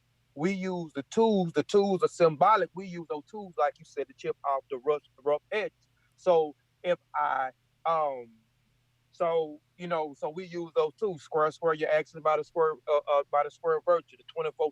So the 24-inch gauge we use that broke up into 24 incremental part. We use this for family. We use this for God. We use this for other different things. So all these things that we use these tools. We use these things symbolic in order to make us better people, and it's not to be taken literal. Taken literal. Exactly. That's a good point. That's why I always refer, to Freemasonry, and I'll bring up Nation of Islam or the 5% information, because it's and even the More Science, Temple of America, when you get into their lessons and things, what they actually teach is done in a very similar way to how Masonry is taught, through allegory and illustrated by symbols. But listen, what I have on the screen, I have an arrow pointing to Amit, who I was talking about, for those who may not have been familiar with what I'm talking about. This is the judgment scene from the papers of Hu-Nefer, and I'm pointing to this monster that people may look at and think the Egyptians literally believe this in the literal existence of this creature. And then I also drew a black line, if y'all can see my cursor, where the scale of the feather is. Now notice that the heart, the scale or the pan that has the heart in it on the left is higher than the pan that has the feather in it. So it's showing you that this heart weighs less than the feather, or this feather weighs more than the heart. And we know that no one in their right mind should. Nobody gonna make that mistake, man. We know a heart weigh more than a feather. It's got to be talking about the heaviness of the heart, figuratively. Something exactly. But where did you get that Amit is guilt? I'm not disputing that, but how did you come across that? Because I feel that just being guilty is not a sufficient punishment for stuff you could be judged for in whatever you call afterlife or even your personal life. You get people that have the unique ability of saying F feelings and F guilt and living with that. If that's all they got to look forward to is, hey, I didn't blow a dude's head off. I mean, I just might feel guilty, but at least I ain't getting, ate up or toe up or punished physically. I can live with being guilty. What would you say to somebody who would go by that, mantra? Well, I can live with being guilty. I'm just gonna do what I want. What is the sufficient punishment for those kind of individuals? Yeah, that's an excellent question. But let me just start. Let me go in reverse. You notice that that even in movies that show murderers, mass murderers, or these crazy folks and whatnot, even the characters in movies, they may not necessarily be guilty for committing the murder or blowing somebody's head off. But if even in the movies you notice that they're guilty about something, or something gets to them, I can mention a whole bunch of movies where the person can blow off 10 people's heads and not feel nothing about that. But for some reason, when they catch him and they try to get him to confess or say this and say that, or rat out somebody else, they always have some button to push with the person. And now I know that's just movies. But the reason I'm bringing this up is because although it's in movies, it's understood in the field of psychology that, now of course, this doesn't apply to everybody. So you do have exceptions. So I'm not going to try to sit here and trip and tell you that it's impossible. What you said is possible for sure. But for the majority of a population, guilt is something that people experience. And so now you ask me, how did I get to this Amit being guilt? Is because, first of all, you have to understand what this heart is on the other scale. This heart is a glyph that represents the word ib. The word ib is the word for the mind. So it's the content of a person's mind that's being judged or weighed. Is it be the physical mind or whatever that because I can't see if that's a literal organ, so that's supposed to be representative of the mind, the ib. Right. No, I'm saying this is a glyph. Now, mind you, see, this is something that people, a lot of people may not understand this. All these glyphs that you see right here, all these figures that you see, in in these large figures, you see Jehudi right here, you see Hunefers right next to Heru, and Anpu sitting, here and stuff. They're also glyphs. They're just big.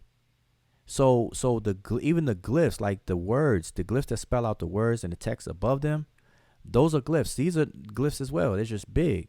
So what I'm saying, the reason I say that is because the heart right here, see this heart on the scale? I'll show you. I'm gonna put this arrow up here.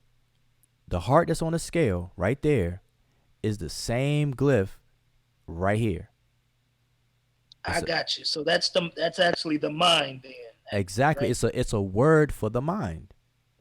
It's a word for the mind. So the mind is on the scale, not the organ, not the physical organ. So, I'm sorry. So something is eating away at the mind. There you go.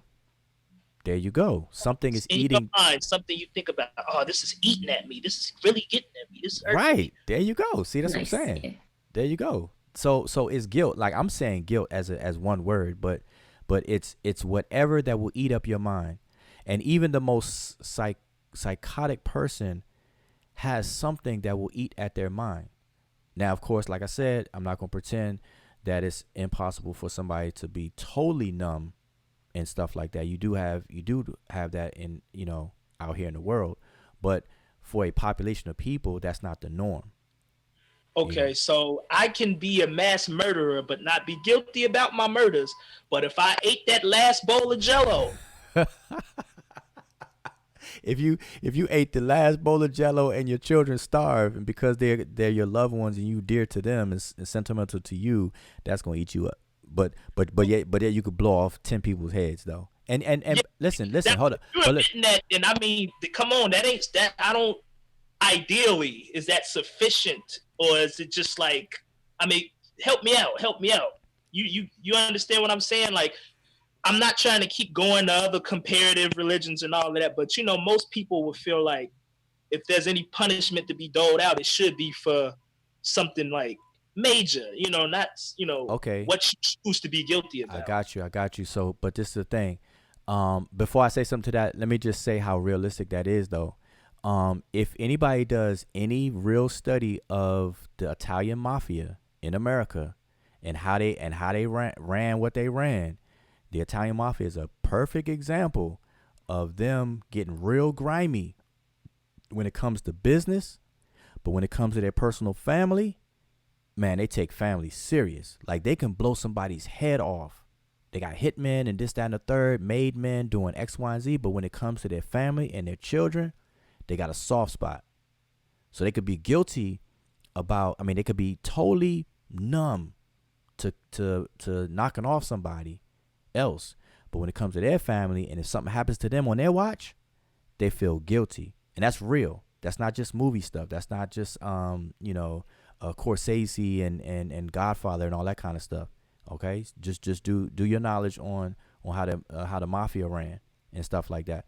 But now to what you were saying though, I get what you're asking. You're saying this is not efficient. Right, it's not sufficient. That look, you know what? I'm not going to apologize for bringing up Abrahamic religions, because you know how widespread it is. I'm not an adherent, but I'm just saying, people they always use the threat of punishment in the afterlife.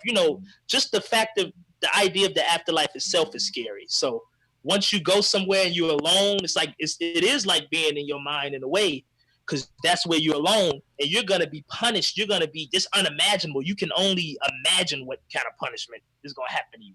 But you telling me in Kemet, these people are basically, they're their own executioner, and they are basically whatever happens to get to them the most. It doesn't have to be something like that really impacted or devastated people. Somebody like, I don't know, you pick your worst Nasut. He can get away with killing somebody, rape or whatever. But if if he's guilty about, I don't know, not conquering the Canaanites the way he wanted to or something like that, that's all he gonna worry about. Like, okay, something as minuscule as that or something. Well, that's an excellent question. But now here's the challenge though. Okay, we in the Egyptian paradigm, in their worldview, and this kind of ties into Admiral Magi's last question right here. So I'm gonna read it, and then we'll just deal with both. He says, "Quick question.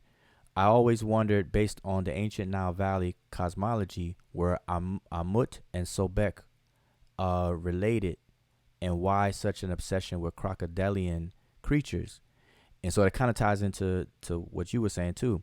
Is I want you to notice that the animals of choice when it comes to Amit right here that you see on the screen, it's a crocodile, a lion, and a hippopotamus.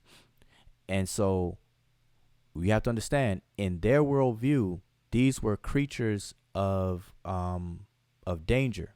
Yeah, those are three most ferocious, chaotic creatures, especially the crocodiles, the most dangerous. I mean, my bad. The hippopotamus was the most dangerous. Yeah, that bad boy would, yes, indeed. So you would think it's the crocodile. They run from the hippopotami. right. So these are beasts of that were seen as very, very dangerous creatures, and no one wanted to die at the hands of a crocodile, a lion, or a hippopotamus. And so they viewed the concept of guilt as that dangerous. And the reason why is because this is not something that is, and see, this is a pushback to those people who believe the Egyptians believed in an afterlife in the way that a Christian does. Because see, this is a daily thing. This is a daily ritual that you're looking at. And these judgment scenes, these double hall of Ma'ati, and the so-called Duat, is a period of time that we go into every single day in our subconscious, because it's your subconscious that's going to eat away at you. And that's the most powerful part of you. Our awakened conscious state is what we choose and what we initiate consciously, but then there's unconscious and involuntary things that happen all the time that we have no control over. And that's the more powerful part. And so, this is a daily thing. And so they saw that daily process of guilt as that dangerous. But here's why, though, because the feather, now I told you about the heart, the feather represents a set of principles. And so although you're saying, see, in your example, you're saying, okay, the person can blow off somebody's head, but if it's, I took the person's Jello, that's not sufficient enough. And you're right, because that wouldn't be. But you got to look at the Egyptian paradigm. The Jello wasn't a factor. I mean, I'm not saying literally Jello, of course, but wait, it's being weighed against the feather, right? Yeah, and but the feather weighs a whole host of things to the right. person. Yeah. Is it the ideals of Ma'at that the feather is representing? Yes. So if he took food, well, okay. Actually, that works in your favor. Actually, if I say that, because if he mad about that, the Jello, then he's in. I have to take food. But he also, if he's gotten away with murder, he's not guilty about that. And that's one of the 42. I'm pretty sure that's in there in some kind of variation. Yeah, exactly. But the king killed people all the time. The army, the Egyptian had an army. So murder was not. I mean, they killed people. So it wasn't about just killing people. It's different. That's what I'm saying. It's a whole paradigm and conceptualization of them in their days and times and what mattered to them. Right. Okay. And, quick. How does their version of the Lake of Fire play into this, and how are you familiar with the tale of Com West? Yeah, well, the Lake of Fire, that's another conversation, boy. That's a whole nother conversation. Yeah, I know because it ain't exactly because it's not right. You got the Field of Reeds, the the blessed fields. You got the Lake of Fire, and you got a lot of different. I've heard that. You can correct me if I'm wrong, and I'm not gonna try to take up too much time because you know how I get with you. Yeah. I've heard the Egyptians had a fear of certain cultures, they had a fear of like their name being. There's a name for this, but like having your name destroyed or having your is like tied to, I don't know, your identity or something like that. Yeah. Having your name destroyed or having your name omitted.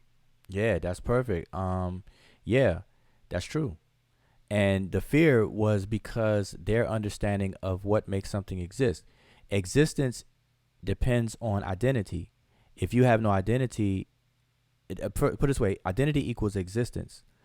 And the word Ren, which people translate as name, it means identity, which is your name. That's how I identify you. Like I say fortune, and I've identified you, you respond to me, and so on and so forth. So your name is your identity. And without your name, hence without your identity, you do not exist. So but I ain't gonna stop you there. But if you look at most cultures in Africa, it's the same way. When you go back to the naming ceremonies, the child doesn't exist until it gets a name. yeah, the child, you can actually hold a child in your hand, but in their concepts, the child doesn't exist. It has no definition. And your definition, if you were to look up the definition of the word definition, you'll find that the word definition means to place a limit around something, to encase something, to separate one thing from the rest of the things in existence. That's how you identify something. Like look at a criminal lineup. Let's say a lady's purse was snatched, and the police bring in a couple of suspects. They got a lineup of 10 people, and they bring the woman in behind the one-way glass, right? And we see this in movies, and they'll point out the person who did it. So among the 10, the lady's able to single out a single person. And what do we call that? She identified the perpetrator. She identified it. She ID'd the perpetrator. So it is to separate or demarcate something from everything else. And so a name is the representation of that process of that. And so if you were to etch out somebody's name, you're taking them out of existence. You're putting them back into the infinite blab, you know. And so this is what happens. That's connected to the remembrance of someone's name. That is the immortalization of someone. Once a person is forgotten, that person does not exist no more. There is no quote unquote afterlife at all. Afterlife, or the continuation of life after physical death, is only in the minds of the living. And so if they don't remember you in the living world, then you do not live on after death. Therefore, there's no afterlife behind that. So this is why Egyptian kings, some of the kings, matter of fact, I showed one. Let me see if I still have it right here. I show people what Ramses did. Ramses was like, man, I'm not going out like that. I want my name carved like 24 inches deep into these blocks of stone. If y'all can see it on my screen, that's Waser Ma'at Ra Medi Amen. That's Ramses. You can see his Sarah name on the right hand side, where it's Ramesses Heka Enu. That's his name. Look how deep those carvings are. You could put your whole hand and wrist up in there. You know, straight. How do they do that though? Straight on. You know what I'm saying? So he wasn't playing. He was like, nah, my name, I'm gonna be remembered. And so every time we say Ramses' name, he is alive, or he still exists. Because remember, everything we experience is in the mind.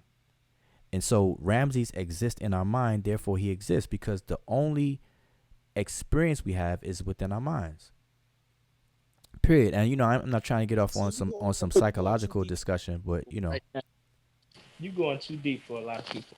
No, that's what I'm saying. I ain't trying to go too far off, but it's real. What I'm saying is real. We could have, you know, another conversation about it, but it's real. Everything you experience, because think about it. Now, Hey, yeah. do people that you don't know, do they exist? No, not to you. Right. They don't. See, man, yeah, let me fall back. because Fortune, I didn't exist to you. Although I existed, I didn't exist to you. Before we met, you know, You know what I'm saying? You ever heard the term the world revolves? People tell you the world don't revolve around you. It actually does. Yeah, I was about to say it's only partially true, because if I'm not here to experience life doesn't exist. None of it does. Right, to you, and you got to always add that to you on the end on the end of those statements. Exactly. I mean, yeah, to me, I mean, because even though life revolves around me, I'm not all powerful in my life. I still have a check and balance. I still have to abide by, this plane that I exist on. But if And I'm not here to experience it, then it's no longer here. It's over with.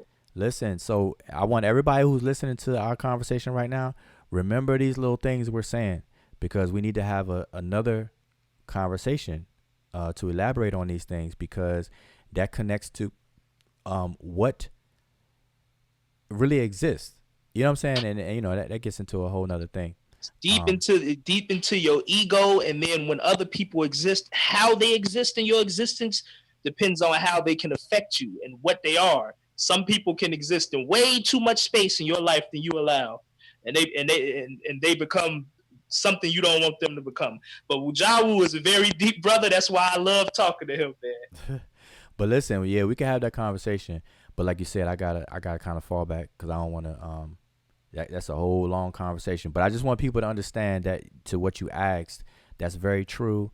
That the name is connected to your immortality, and so even the royalty, the kings of Kemet, they protected their name in a Shanu.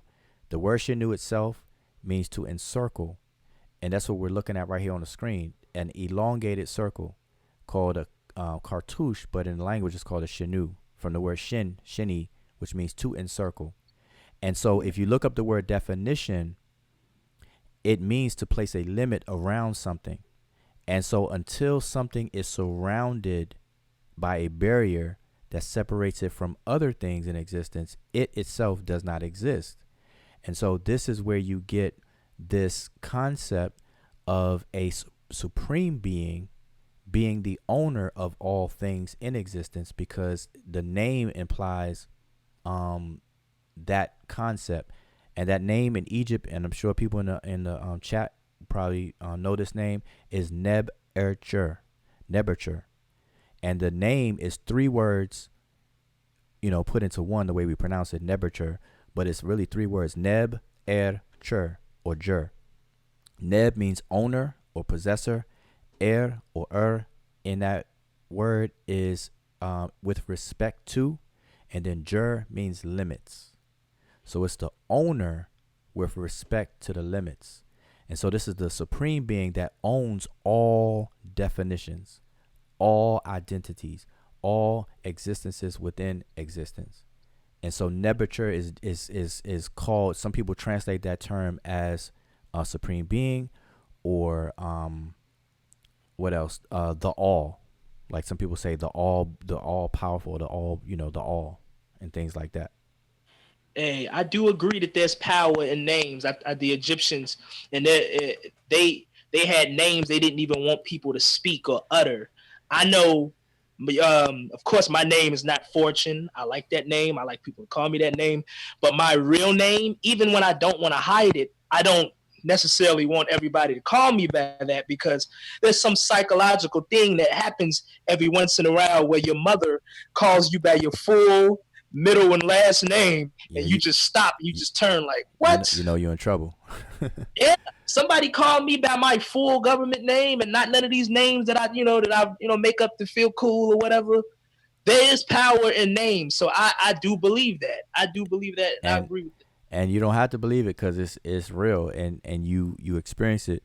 We all experience it, and that's the power in names. But it's it goes deeper than that. So let me give another example.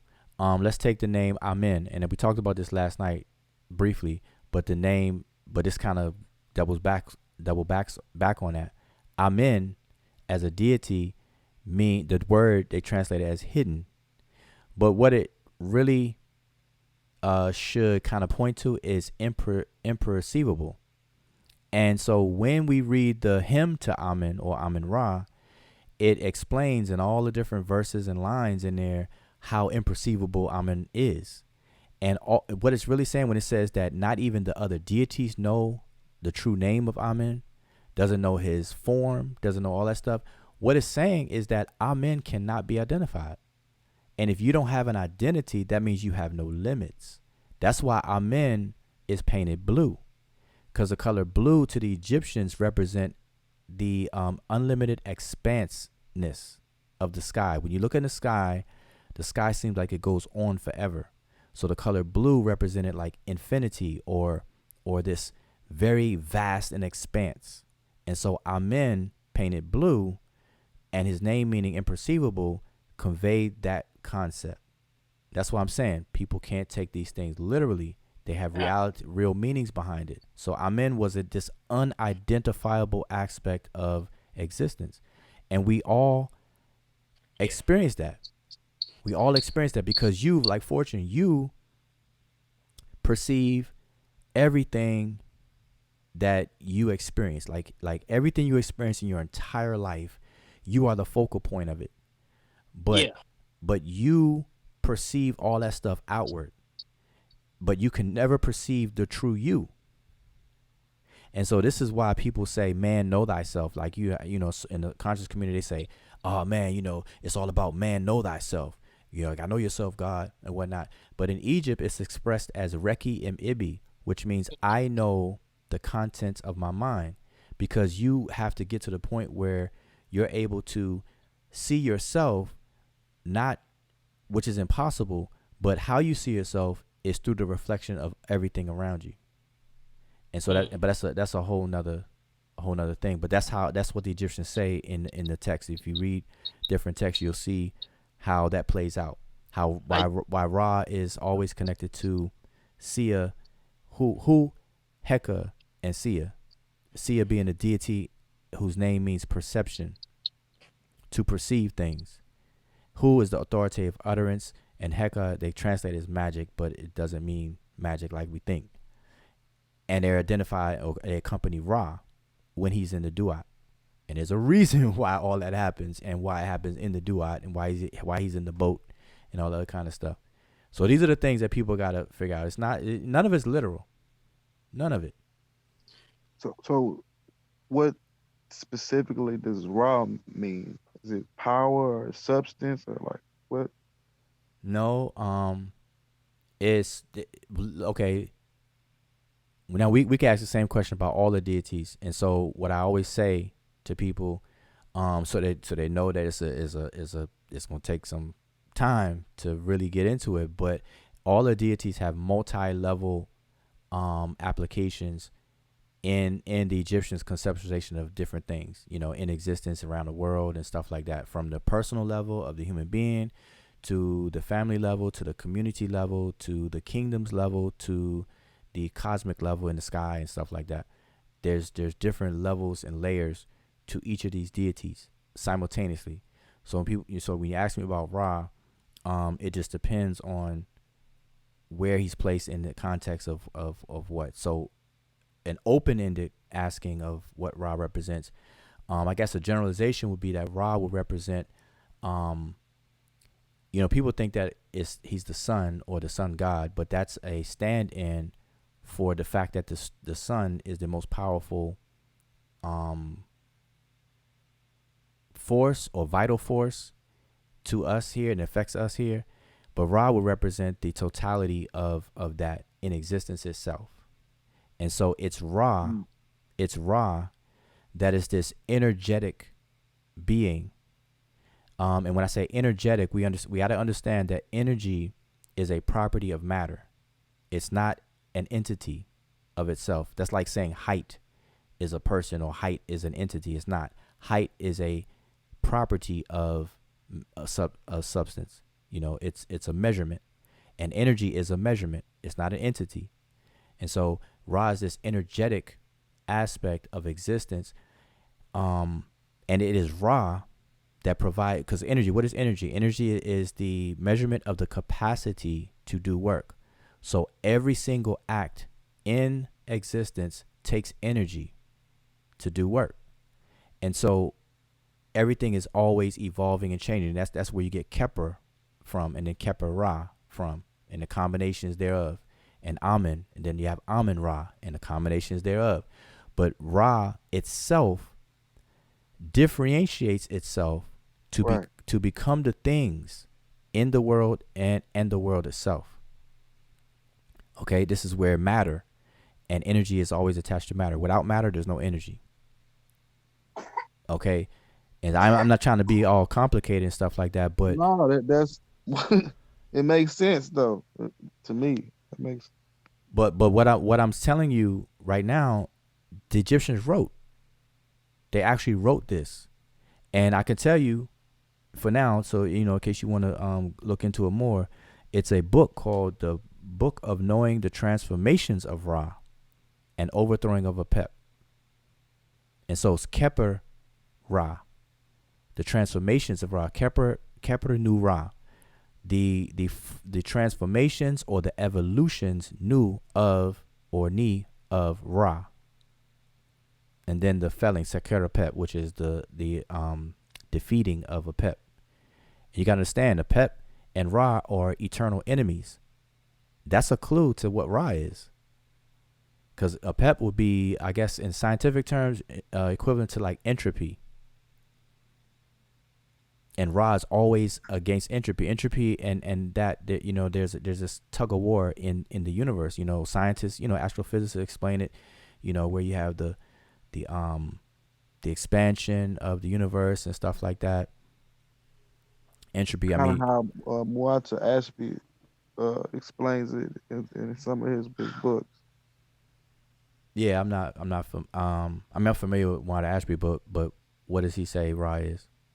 No, what you're saying is pretty much what he said. Not specifically how you're explaining that. Okay, let me be careful with his. No, I learned that. That's what I learned. Dealing with him, you gotta just sift through. But be careful with his psychological aspect. Hold up. Somebody asked, do they have a glyph for vaccines? That's an interesting question. Now, the person who wrote it may be trying to be funny, but the Egyptians. Let me ask y'all. Okay, nobody on the panel. Or I put it this way: nobody on Seshu. Everybody in chat, and then those of you in here that's not a part of Seshu. What deity is over the medical physicians in Egypt? So I'm gonna ask that. I know it's a delay in the chat. So here's a question: what deity is over medical physicians in Egypt? All medical physicians. And by the way, the title that they have is Sunu. Sunu. I forget, man. Damn, I know. It's on the tip of my tongue. Yeah. Okay. So I'm gonna see if anybody in the chat.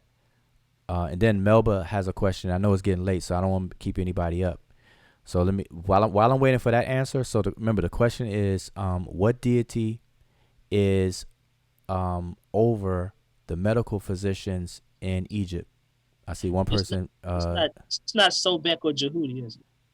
No, how you try to get 2 for 1? They had like an eye clinic or something over there in Ko Ombo or one of them, man. Oh no, it's not those. Okay, I see a couple of people guessing, giving some answers, but let me address Melba's question, because I know I don't want to leave people up too late, and we're gonna close out soon.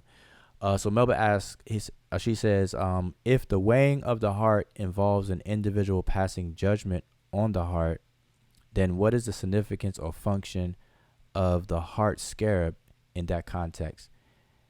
Okay, that's a good question. And what she's asking about, I'm assuming, is the deceased when they were buried, when they were mummified or prepared for burial, certain organs was taken out of the body, and kept in jars, the canopic jars, and then certain organs were removed and just tossed and thrown away. But the heart was left intact, and then there was a scarab beetle placed on the chest, in the center of the chest, within the mummy wrappings, within the wrappings and things. But on the scarab, there were inscriptions written, and those inscriptions are duplicates of certain chapters of the Book of the Dead and things about the heart. And it's most of those texts that were written on those scarabs was about the heart, to let the heart, remember, the heart is the mind. It's telling the mind to not betray the person, to not speak against, and all this other kind, not to testify against, and this, that, and the third, and basically to not bear false witness and stuff like that. Don't lie and stuff. The heart can't lie. Your mind, you can't lie. You can't lie to yourself and things like that. So those are the kind of things that were written on the scarab beetle. But of course, a dead person can't read that. All right, so that's not something that's literal. You know, nobody's gonna read anything in the tomb, and you got to wonder, you know, why write something in the tomb if the person is never gonna read it? But they had their reasons for doing all that stuff. All right.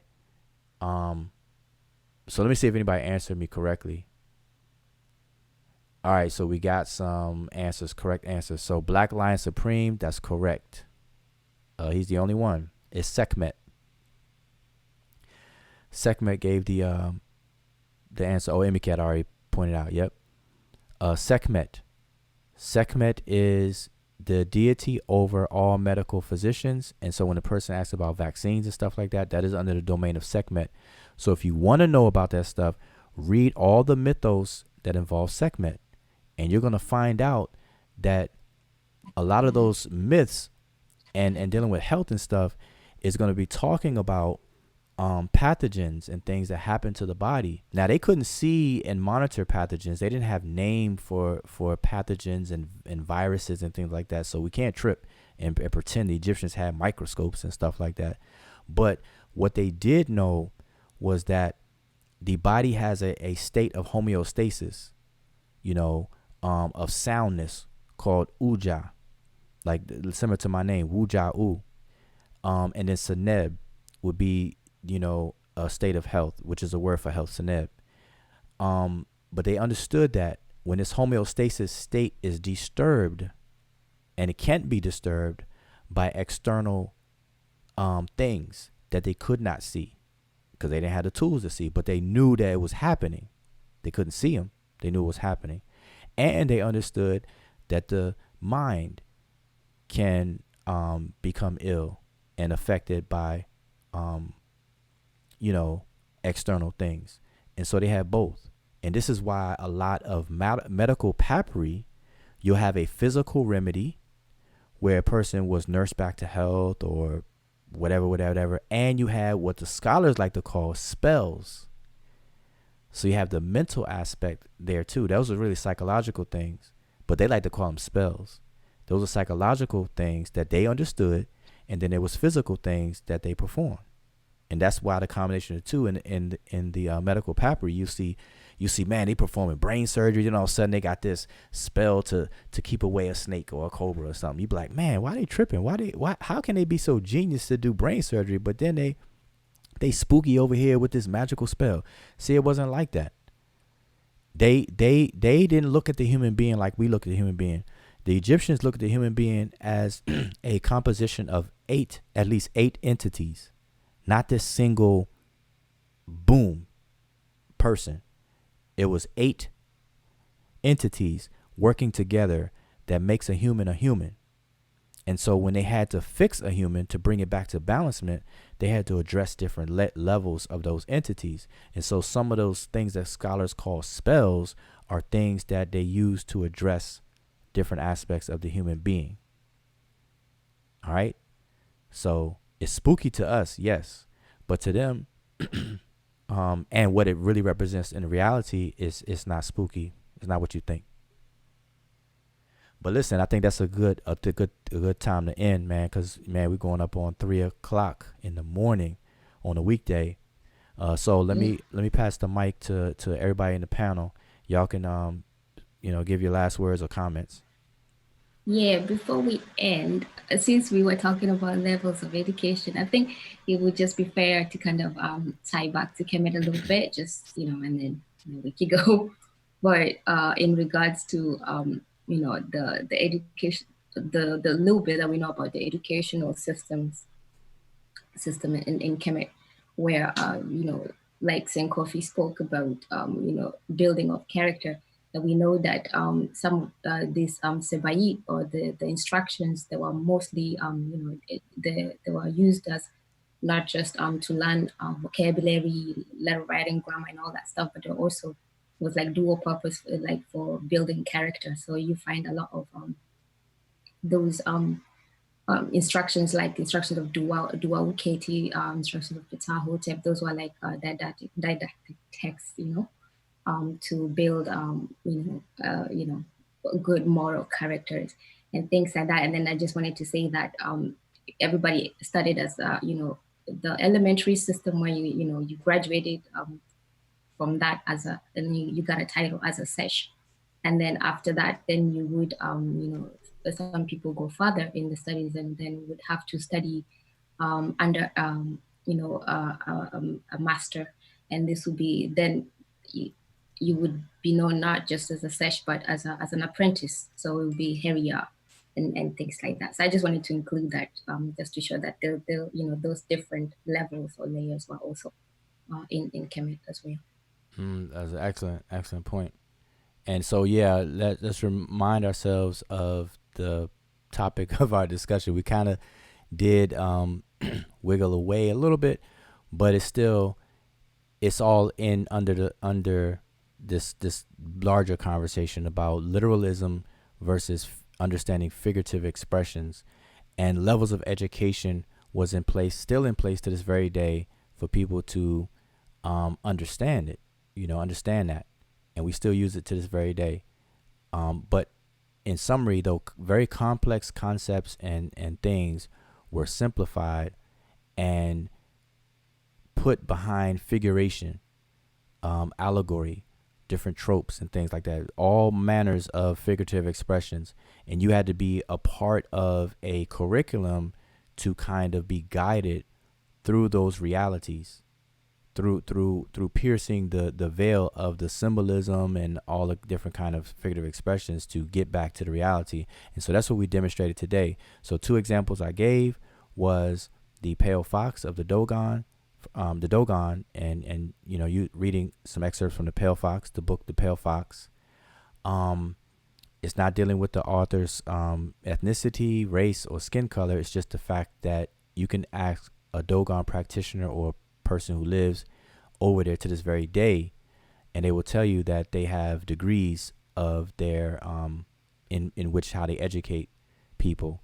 South Africans, among the Zulu, I'm a Zulu, same thing. And so for that one, I just pulled excerpts from Adaba My Children by Credo Muchwa to show that, at least according to his testimony, in his own book, that he says that the elders were telling him the same things. Like, listen, the only reason why we do that is blah, blah, blah, blah. But it's not really this. The so-called medicine, man, that's really water. That's really water, man. We put some bitter green stuff in there just to kind of spice it up a bit, but it's just water. So we just got to keep all that stuff in mind. So again, people need to slow their roll, draw back a little bit from arguing about Kemet. Like, the conversations are beautiful, but when people want to debate and argue about Kemet, and I'm seeing people that do that don't even read the text, which is not the end all be all, mind you, that's really step one. But people who haven't even taken that into account, they want to argue about Kemet. It's like, nah, you're really not qualified to do that.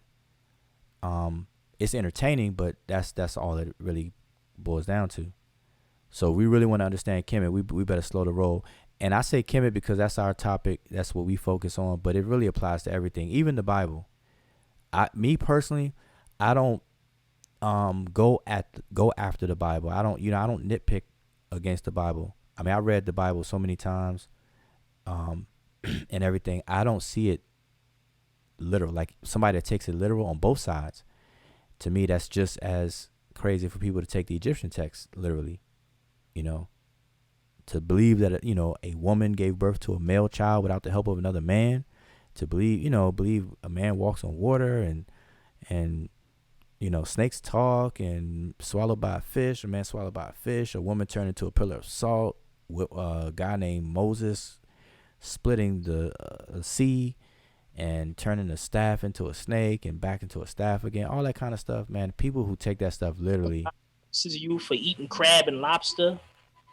Say it again. Now say it again. I said, or you get cursed into slavery for eating crab and lobster and working on Saturdays. Oh yeah, stuff like that. Exactly. I mean, for people to take that stuff literally, that's really interesting. That's I don't know. But anything else? Cause we got 5 minutes. We got five. Everybody Yeah, got 5 minutes. sorry to hug the mic, but real quick, I think it was interesting with the, reading about, the part with the credo mutuo, because that kind of, and, some people, I know when people talk about physicians in ancient Egypt or Kemet, and they try to overflate what it was with the, what they're doing magic with the spells and all that, apart from the medicine that they included. But I think it kind of elaborates very well with the credo mutuo when they're talking about, giving them, all those stuff for placebo effects. It's just for psychological stuff. So that kind of ties into what the physicians were actually doing in Kemet with the spells as well that were included with the medicines, I think. No, that's excellent because it's done to this very day. Like they have studies of placebo effects on people in case studies with medication to this very day. Matter of fact, there's Netflix documentaries that will show you and demonstrate that, where out of 100 people, they will take this medicine, they get another set of 100 people, and they think they're taking the medicine, and then they judge the success rate of the effects of both groups, and they find that the numbers are similar, and it's interesting. So that's an interesting thing. That's exactly it. Yeah, anybody else? Just trying to wind it down. If there is no, then again, I want to say, listen, we got 45,000 people watching us, watching right now. I know it's late, and we've been hanging late lately.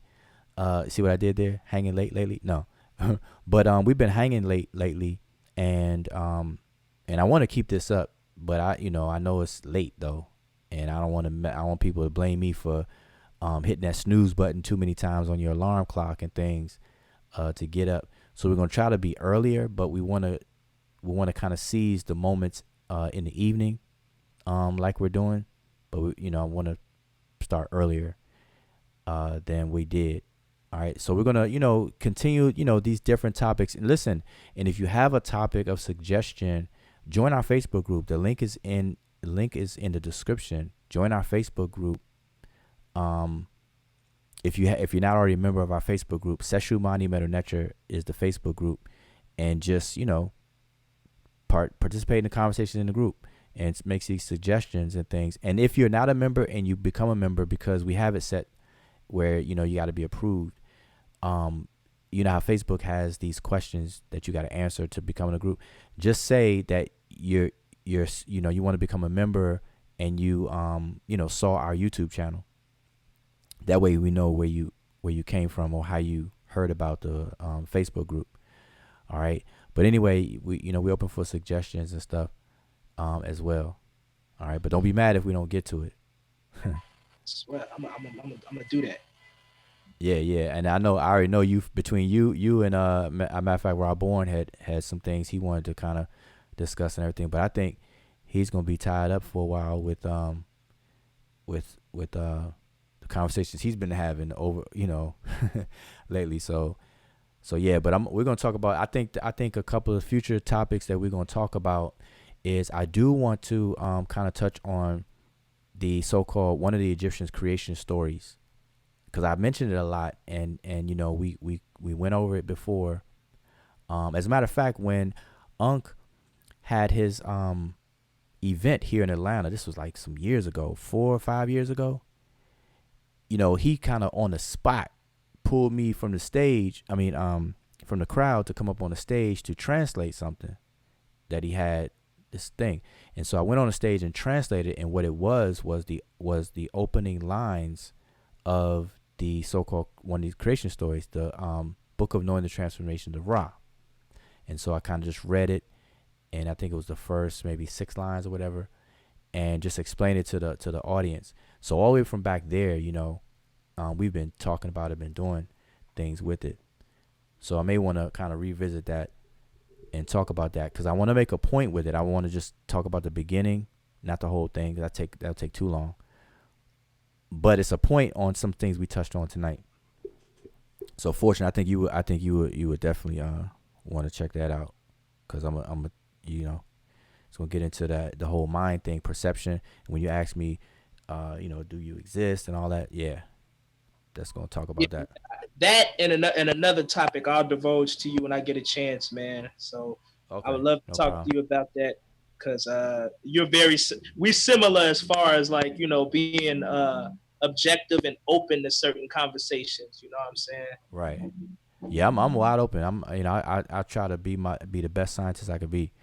I follow the evidence. I don't personalize information. I don't get attached to, like it's like you get a puppy, you get a dog or a pet, and you get so attached to it. So if something happened to it, man, you get devastated. See, scientists do the opposite. You're not supposed to do that. You're not supposed to treat information like pets. It's passionate. Yeah, you're supposed to be passionate about your method of investigation, but information is information. It could evidence can lead you somewhere else. We can't put a ring on the finger of information. You can't marry information, because when it divorces you, you're going to be devastated. And that's why people fight and fuss, because they feel like you attacking them. But no, I'm just showing you you're wrong. But it's like, you ad hominem, you're attacking me. And, that's crazy. That's why people need to separate their own standards and morality away from the information, because some people might feel like, oh, well, now I can't not do nothing and have behind the information. I gotta actually live up to the stuff I was playing like I was living up to. Like, be yourself. Don't try to fake like you're super, you're something that you're not. And exactly. Your information is supposed to be like fluid. It's not supposed to be something that you're, holding on to. Like Wujawa was saying, don't pride yourself on the information, because when you deal with science, 20 years from now, something that you was real comfortable with that whole foundation might change. You might find out up is down and sideways is up. Exactly. And real scientists, boy, they look forward to that. Like, if you talk to these scientists out here, they get excited when they're proven wrong or whatnot, because it creates it reignites the curiosity again. Because if you figure something out, it's like, oh boy, it gets boring. Like, okay, I didn't figure that out. But then when new information come, or you could have been wrong, or you gotta change your explanation, but the data, data is data, facts are facts, but your explanation gotta switch up. Man, real scientists love that. But let me say this: I got Booksy from the UK. I want to shout him out, because man, I've been seeing him participate and stuff, and he's like 6 hours, 5 hours difference from us. And then Don Williams, he asked about the Hiccup Apparel clothing site. Right now it's down. It's going to be back up, and we're going to create some new designs and everything. So be on the lookout for that. But we're going to be announcing that. All right, but definitely keep, and I would appreciate your support on that. Hey, I just want to say something. It's Nausa, right? Peace to everybody on the panel and in the chat. I just been quiet tonight, just listening for real. Actually, I'm not gonna lie, I dozed off for a second. I woke up, we was talking about crocodile. But anyway, hey, so you were in the duat about to get attacked? No, go ahead. Yeah, I was in another world about to get attacked. But no, you guys are just speaking about science and how scientists, a lot of times you'll hear when they speak about something, just to cover their tracks, sometimes they say, they start off and say, as far as we know right now, or, evidence at this point points to, and then they go ahead and finish what they're saying. So I just wanted to say that. And I wanted to say something, touch on what Emiket said in terms of, I think she made a really good point talking about like character. And since tonight's discussion was about different levels of learning, having a strong foundation, or what some people would call like a square, right? Or what I look at is what the one level of what like a compass and a square means as well. Just having something firm to stand on,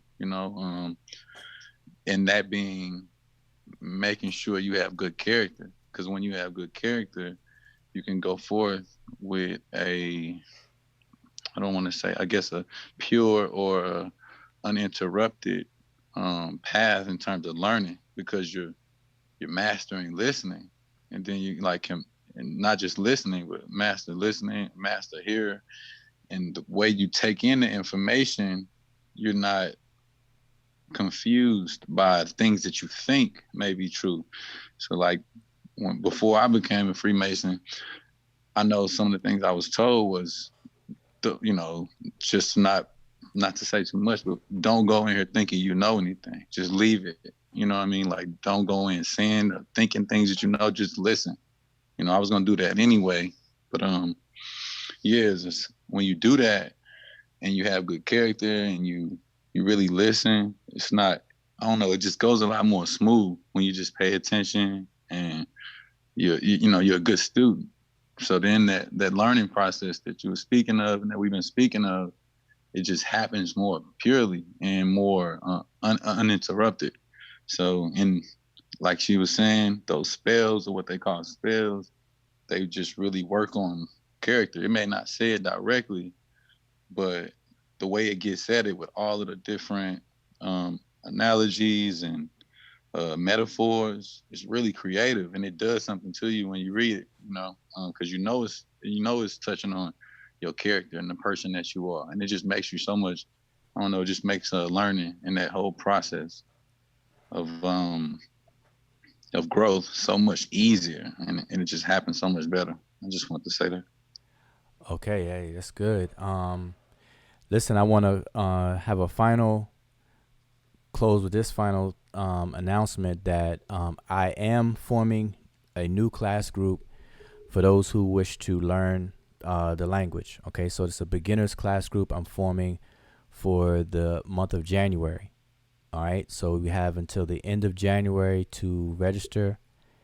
I would like to start at the end of January, but I'm going to give people a chance to register. So what you see on the screen is the beginner's introduction to Egyptian hieroglyphic. And it's a beginner's level, and you can register at sableuniversity.com. Look for that particular course, the beginner's introduction to Egyptian hieroglyphic. It's 12 weeks long. It's designed to be a self-paced course where you get the textbook and you go through the book on your own at your own pace. But with that, you get 12 live sessions, 12 2-hour live sessions with a teacher. And for now, it's me.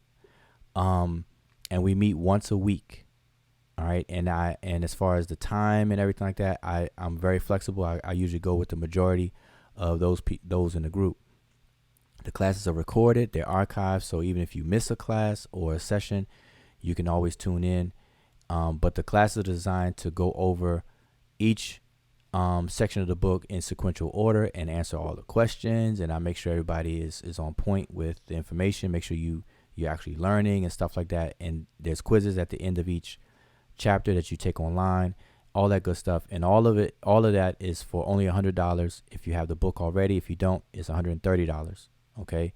So it's a 12-week course in terms of sessions, but you can actually go at your own pace. If you're really good like that, you can actually read the whole book in a weekend. And if you comprehend and understand everything, then hey, good for you. My hat's off to you. But we stretch it out for 12 weeks. Okay. And I form these groups every month, once a month. And so obviously, that will let you know that I have overlapping groups, and so our goal is to raise an army of scribes so that we can eliminate a lot of misinformation about Kemet. We can put Kemet back in its proper place. We can stop romanticizing it. We can stop commercializing it. Well, I guess we won't be able to really stop that. But let's cut down on the romanticizing of Egypt. We could gain better understanding of it and see what it has to offer. It may not offer nothing for us today. We got to face that, that reality. It may not have anything that's usable or applicable for us today. But guess what? We won't even know that if we don't approach it properly. And that's through the language. Okay, so keep that in mind. All right. So that's it. So again, I want to say dua for everybody to tune in who's tuned in, and I see that. Okay, Emmy can answer that question. All right, so I want to say Shem Hotep, the phrase Gored Nefir, you hear us say a lot. Gored Nefir means good night. Beka Nefir means good morning. Mashiru Nefir means good afternoon. So if you hear us say that, around the clock, that's what those words mean. ETM Hotep means welcome and peace. Shemem Hotep means to leave in peace.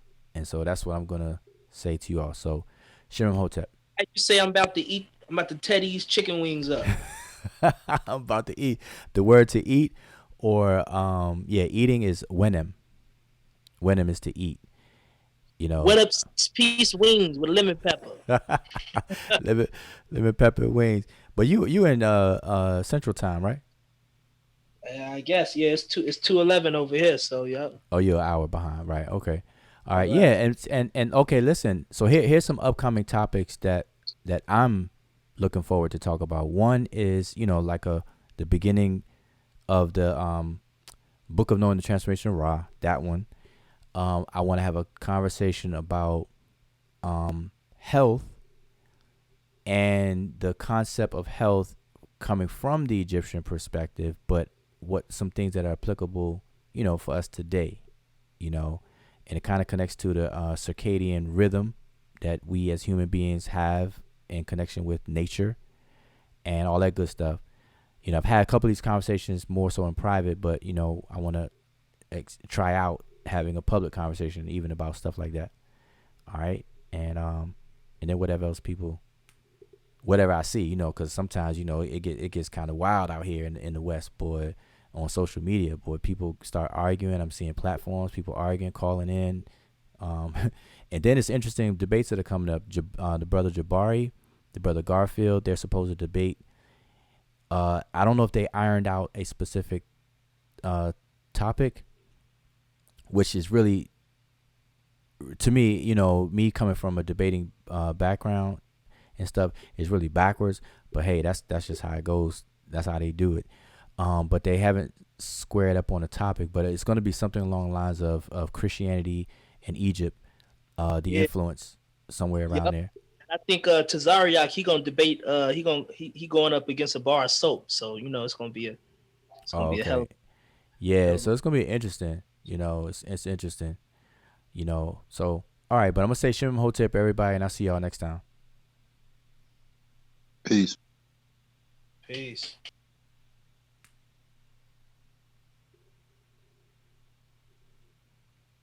And like per usual fashion, I'm still here. So yeah, I'm gonna say peace to everybody again. I just ended the Zoom session, so I'm gonna say peace to everyone, and we're gonna go out with the intro as an outro.